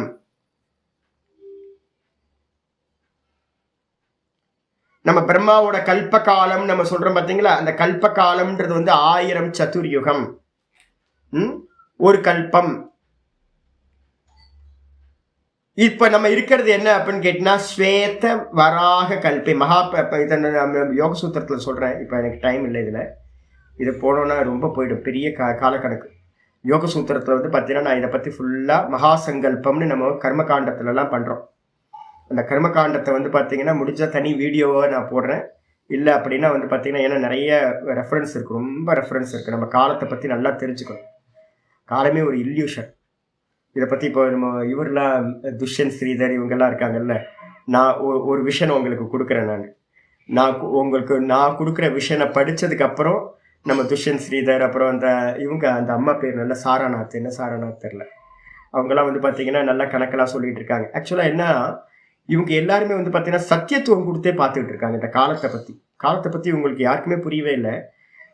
நீங்கள் இப்போ நம்ம இவ்வளோ காலம் சொல்கிறோம்ல, இவ்வளோ காலம் வந்து பார்த்தீங்கன்னா எங்க சுவாமி இவ்வளோ காலம் இருக்கா சுவாமி அப்படின்னு சொப்பனத்துக்குள்ளார போய் பாருங்க. சொப்பனத்தோட டைம் வந்து பார்த்தீங்க அப்படின்னா 3 நிமிஷம் வந்து பார்த்தீங்கன்னா ஒரு பெரிய கனவோட டைம் வந்து பார்த்தீங்கன்னா 3 நிமிஷம். இது கூட சயின்ஸ் சொல்லுது. இது கூட வந்து பார்த்தீங்கன்னா நமக்கு தெரியாது. எப்படி தெரியும்? சயின்ஸ்க்கு எப்படி தெரியும் 3 நிமிஷம் கனவு கண்டான்னு? ஒரு சின்ன ஏதோ மீட்டரை வச்சுக்கிட்டு வந்து பார்த்தீங்கன்னா சொல்றாங்க. இந்த த்ரோட்ல இருக்க பால் வந்து பார்த்தீங்கன்னா இதாகும். இந்த கண்ணு வந்து பார்த்தீங்க அப்படின்னா சொப்பனம் பார்க்கும்போது பிளிங்க் ஆகும். இதை வச்சுக்கிட்டு வந்து பார்த்தீங்க அப்படின்னா சொப்பனம் பார்க்குறான் அப்படின்னு அதை வச்சு மீட்டர் வச்சு கண்டுபிடிக்கிறாங்க. ஆக்சுவலாக சொப்பனத்துக்குள்ளார நம்ம போனோம் அப்படின்னா அங்கே டைம் வந்து பார்த்தீங்கன்னா இங்கே இருக்கிற டைம் ஜோன் அங்கே இல்லை. அப்போ வந்து பார்த்தீங்கன்னா ஒரு ஃபுல் லைஃப்பை கூட வந்து பார்த்தீங்க அப்படின்னா நீங்கள் 3.5 செகண்டுக்குள்ளார பிறந்து இறக்குற வரைக்கும் இருக்கிற சொப்பனத்தை கூட பார்க்கலாம். எனக்கு நான் நிறைய விதவிதமான சொப்பனம்லாம் பார்த்துருக்கேன். டபுள் ஆக்ஷன் சொப்பனம்லாம் பார்த்துருக்கேன். எனக்கு ரொம்ப ஆச்சரியமான சொப்பனம்லாம் எனக்கு வந்திருக்கு. அப்போ வந்து சொப்பனத்துக்குள்ளார போயிட்டாவே வந்து பார்த்தீங்கன்னா ஒரு லைஃபையே நம்ம காணலாம் 3.5 செகண்ட்ல. அப்போ அதை வச்சு பார்த்தீங்கன்னா உங்களுக்கு தெரியும். ஒரு சின்ன ஜீவராசி எறும்பை வச்சுக்கிட்டு நம்மளோட ஜீவனத்தை கணக்கு பண்ணுங்க. எறும்புக்கு நம்மளால எப்படி இருக்கும்? ஐயோ மனுஷங்களா, அவங்களாம் பெரிய யுகங்கள் வாழ்றவங்கன்னு எறும்பு நினைச்சுக்கிட்டு இருக்கோம். ஒரு ஈசல் வந்து பார்த்தீங்க அப்படின்னா ஒயிட் ஆண்ட் வந்து ஈசல் ஆனதுக்கு பிறகு அதோட காலம் என்னது, ஒரு நாள்ல இறந்து போகுது. ஆனா அதோட கணக்குல நம்மெல்லாம் எப்படிப்பட்டவர்கள்? ஐயோ மனுஷங்களும் பெரிய தேவர்கள் பா அப்படின்னு நினைச்சுட்டு இருக்கோம். அல்ப ஜீவராசியோட கால அளவு வேற, நமக்கோட கால அளவு வேற. 400 வருஷங்கள் வாழ்மா ஒரு கடல் ஆமை வந்து பாத்தீங்கன்னா 400 வருஷங்கள் வாழ்மா. நம்மளால நினைச்சே பார்க்க முடியல. ஐயோ கடல்ல இருக்கிற ஆமைக்கு வந்து பாத்தீங்கன்னா 400 வருஷம் நம்ம இப்ப இருக்கிறது. அப்ப என்ன அர்த்தம் அப்படின்னு கேட்டீங்கன்னா, காலம்ன்றது வந்து பாத்தீங்கன்னா மேட்டரை டிபெண்ட் பண்ணி இருக்கிறது காலம். இதை பத்தி நிறைய விசாரம் யோக சூத்திரத்துல பண்ண போறோம் லாஸ்ட்ல. நம்ம மேட்டர், டைம், ஸ்பேஸ், இந்த மூணுத்தையும் வந்து பார்த்தீங்கன்னா இந்த டைம் வந்து எதை பேஸ் பண்ணுது அப்படின்னா மேட்டரையும் அந்த ஸ்பேஸையும் டிபெண்ட் பண்ணது இந்த டைம். இந்த டைம்ன்றது தான் வந்து பார்த்தீங்கன்னா மாயாவோட முக்கியமான இன்ஸ்ட்ருமெண்ட், ஈஸ்வரனோட முக்கியமான இன்ஸ்ட்ருமெண்ட் இந்த டைம். அப்போ வந்து பார்த்தீங்கன்னா இங்கே நம்ம தெரிஞ்சுக்கணும் என்னன்னு கேட்டிங்கன்னா, ஒரு கல்பகாலம் அப்படின்றது வந்து பார்த்தீங்கன்னா ஒரு 1000 சதுர்யுகம் தான் ஒரு கல்ப காலம். அதை தான் இங்க வந்து சகஸ்திரயுக பரியந்தம்னு சொல்லியிருக்கு. நம்ம இருக்கிறது வந்து பார்த்தீங்கன்னா ஸ்வேத வராக கல்பம் அப்படின்னு பேரு. நம்ம இருக்கிறது ஸ்வேத வராக கல்பம். பிரம்மாவோட வந்து பார்த்தீங்கன்னா இந்த ஒரு நாள் 432 கோடி வருஷம் ஒரு பகல், 432 கோடி வருஷம் ஒரு இரவு. ஒரு கல்ப காலத்துல சிருஷ்டி, ஒரு கல்ப காலம் அளவு வந்து பாத்தீங்கன்னா பிரம்மா தூங்கிக்கிட்டு இருப்பார் ராத்திரியில, எந்த கிரியேஷனும் நடக்காது. இது மாதிரி வந்து பாத்தீங்க அப்படின்னா அவருக்கு ஒரு மாசமாகணும், அந்த மாசம் இன்ட்டு 12 மாசம் ஒரு வருஷமாகணும், அதோட சேர்ந்து 100 வருஷம் பூரண ஆயுள் உடையவரா அந்த பிரம்மா இருப்பார். அந்த பிரம்மா முடிஞ்சோன மகா பிரளயம் வந்து பாத்தீங்கன்னா முடிஞ்சிடும். இந்த கிரியேஷன் அந்த பிரம்மாவோட முடியும். அந்த காலம் வரைக்கும் இப்ப யாராவது நம்ம போறோம்னு வச்சுங்களேன், பிரம்மலோகத்தை போய் அடையிறோம். இப்போ இந்த பிரம்மலோகத்தை அடைஞ்சோன வந்து பிரம்மாவோட வயசு இப்ப என்ன போயிட்டு இருக்கு அப்படின்னு கேட்டீங்கன்னா 51வது வயசு, த்விதீய பரார்த்தே அப்படின்னு சொல்லுவோம். மகாசங்கல்பம் பண்ணும்போது சொல்லுவோம். இந்த பிரம்மாவோட 51வது வயசுல இப்ப நம்ம இருக்கோம். இப்ப நம்ம யாராவது வந்து பாத்தீங்கன்னா கிரமமுக்தி அடையிறோம்னு வச்சுங்க. கிரமமுக்தி அடைஞ்சோம் அப்படின்னா அந்த பிரம்மாவோட ஆயுட்காலம் வரைக்கும் இன்னும் 49 பிரம்மாவோட வருஷங்கள் வரைக்கும் நம்ம வந்து அவர் கூடையே வந்து பார்த்தீங்கன்னா அவர் அங்கே முக்தி கொடுத்துருவார். ஆனால் முக்தி கொடுத்தாலும் கூட அங்கேயே ஜீவன் முக்தனா இருந்துகிட்டு இருந்து அவரோட காலம் முடியும் போது வந்து பார்த்தீங்கன்னா நம்மளும் சேர்ந்து அவருக்கும் முக்தி, நமக்கும் முக்தி, விதேக முக்தின்னு சொல்லக்கூடிய முக்தியை அடைந்து விடுவோம். சுத்த பிரம்மத்தை அடைஞ்சிருவோம். திரும்ப ரிட்டர்ன் வரமாட்டோம். இதுல வந்து பாத்தீங்கன்னா வேற ஒரு கணக்கு வந்து சொன்னீங்க அப்படின்னு கேட்டீங்கன்னா மன்வந்தர கணக்குல சொன்னீங்க அப்படின்னா இந்த சதுர்யுகம் இருக்கு பாத்தீங்களா, இன்னும் 3வது எழுதிங்க. கல்பகாலம் தனியா எழுதிங்க, மன்வந்தரத்தை தனியா எழுதிங்க. ஃபர்ஸ்ட் 432 கோடி வருஷங்கள் அப்படின்னு சொல்றது மனுஷனோட காலம். கல்ப காலம்னு எடுத்துக்கிட்டீங்கன்னா அந்த 432 கோடி வருஷங்களுக்கு பேர் தான் ஒரு கல்பம், அதான் ஒரு பகல். இதே வந்து பாத்தீங்கன்னா மன்வந்தர கணக்கு எடுத்துக்கிட்டீங்கன்னா 43,20,000 வருஷம் சொல்ற சதுர்யுகம் ஒண்ணு இருக்குல்ல, இந்த ஒரு சதுர்யுகம் இன்ட்டு 72 சதுர்யுகங்கள் சேர்ந்தா ஒரு மனுவோட காலம். இதுல ஒரு லைட்டா ஒரு நோட்டு போட்டுங்க. சில கிரந்தங்கள்ல 71 சதுர்யுகம்னு இருக்கும், சில இடத்துல 72 சதுர்யுகம்னு இருக்கும். ஒரு மனுவோட காலம் வந்து பாத்தீங்க அப்படின்னா 72 சதுர்யுகம். நான் சொல்றதை எழுதிங்க, 72 சதுர்யுகம் எழுதிங்க. எத்தனை மனுக்கள் சுவாமி அப்படின்னா 14 மனுக்கள் இருக்காங்க. மொத்தம் 14 மனுக்கள். அந்த 14 மனுவில் வந்து பாத்தீங்க அப்படின்னா இன்ட்டு 14 போட்டீங்க அப்படின்னா 72 இன்ட்டு 14 1008 வரும். 1008 சதுர்யுகங்கள் பிரம்மாவோட ஒரு பகல். 1008 சதுர்யுகங்கள் ஒரு பிரம்மாவோட ஒரு பகல். இதான் ஒரு கல்பம்னு பேர். 14 மனுக்கள் ஒரு டேல வந்து பாத்தீங்கன்னா பிரம்மாவோட ஒரு டேல 14 மனுக்களோட காலம். இப்ப நமக்கு நடந்துகிட்டு இருக்கிறது எத்தனை சுவாமி அப்படின்னா 7வது மனு, வைவஸ்வத மன்வந்தரம் அப்படின்னு பேர். இப்ப நமக்கு நடந்துகிட்டு இருக்கிறது வைவஸ்வத மன்வந்தரம், 7வது மன்வந்தரம் நடந்துகிட்டு இருக்கு. இன்னும் இந்த இதுல வந்து பாத்தீங்கன்னா இன்னும் 7 மன்வந்தரங்கள் இன்னும் நடக்க வேண்டி இருக்கு. அதான் சொன்னல 51வது வயசு தான் பகவானுக்கு நடந்துகிட்டு இருக்கு, பிரம்மாக்கு. இன்னும் 50-50 இருக்கு, இன்னும் 49 வயசு இருக்கு. அப்ப மன்வந்தர கணக்கு இதே வந்து பாத்தீங்கன்னா 71 சதுர்யுகம் மன்வந்தரம்னு ஒண்ணு எடுத்துக்கிட்டீங்கன்னு வச்சுங்களேன், 994 இதுதான் வருஷ சதுர்யுகங்கள் தான் வரும். அப்போ வந்து நாங்க என்ன பண்ணுவோம் அப்படின்னு கேட்டோம்னா 71 இது சதுர்யுகம்னு கணக்கு போடாதீங்க, 72 சதுர்யுகம் போட்டீங்கன்னா 1008 சதுர்யுகங்கள் வந்துடும். இதுதான் வந்து பாத்தீங்கன்னா பாட்ட பேதம் இருக்கிறார். இதுதான் காலம். அப்ப வந்து பாத்தீங்கன்னா இது இருக்கிறதுலயே பிரம்மாவோட காலத்தை இவ்வளவு தீர்மானிச்சாச்சு. இதை பத்தி மத்ததை வந்து பாத்தீங்கன்னா நாளைக்கு நம்ம பாடத்துல பார்க்கலாம். இதோட எழுதி வச்சு. ஓம் பூர்ணமத பூர்ணமிதம் பூர்ணாத் பூர்ணமுதச்யதே பூர்ணஸ்ய பூர்ணமாதாய பூர்ணமேவாவசிஷ்யதே. ஓம் சாந்தி சாந்தி சாந்தி. ஹரி ஓம் ஸ்ரீ குருபியோ நமः. ஹரி ஓம். ஓம் கீதா சாஸ்திரமிதம் புண்ணியம் யः படேத் பிரயதः புமான் விஷ்ணோ பதமவாப்னோதி பயசோகாதிவர்ஜிதः. கீதாध्ययनशीलस्य प्राणायामपरस्य च नैव सन्ति हि पापानि पूर्वजन्मकृतानि च. मलनिर्मोचनं पुंसां जलस्नानं दिने दिने सकृद्गीताम्बसि स्नानं संसारमलनाशनं. गीतासु गीता कर्तव्या किमन्यै शास्त्रविस्तरैः या स्वयं पद्मनाभस्य मुखपद्मात् विनिश्रुता. भारतामृतसर्वस्वं विष्णो वक्त्रात् विनिश्रुतं. गीता गङ्गोदकं पीत्वा पुनर्जन्म न विद्यते. सर्वोपनिषदो गावः दोग्धा गोपालनन्दनः. पार्थो वत्ससुधीर्भोक्ता दुग्धं गीतामृतं महत्. एकं शास्त्रं देवकी पुत्रगीतम् एको देवो देवकी पुत्र एव. एको मन्त्रस्तस्य नामानि यानि कर्माप्येकं तस्य देवस्य सेवा. इति श्रीमद्भगवद्गीतामाहात्म्यं सम्पूर्णम्. ओम श्रीकृष्णाय परमात्मने नमः. श्रीकृष्ण कृष्ण कृष्ण. कायेन वाचा मनसेन्द्रियैर्वा बुद्ध्यात्मना वा प्रकृतिस्वभावात् करोमि यद्यत् सकलं परस्मै नारायणायेति समर्पयामि. ओम तत्सत्. इति परब्रह्मार्पणमस्तु. ओम कायेन वाचा मनसेन्द्रियैर्वा. ओम श्री कृष्ण कृष्ण कृष्ण. नारायण नारायण नारायण. நம்ம நாளைக்கு இன்னும் கொஞ்சம் பார்ப்போம். கொஞ்சம் பார்த்தோம் அப்படின்னா இன்னும் கொஞ்சம் கிளாரிட்டி நம்ம காலத்தை பற்றி கொஞ்சம் பார்த்துக்கலாம். இதெல்லாம் வந்து பார்த்தீங்கன்னா கொட்டேஷன் எல்லாமே பாகவதத்துல இருந்தும் மனுஸ்மிருதியில இருந்தும் எடுக்கிறது. நான் கொட்டேஷன் எல்லாமே கொடுக்குறவங்க. ஹரி ஓம். நமஸ்காரம் நமஸ்காரம்.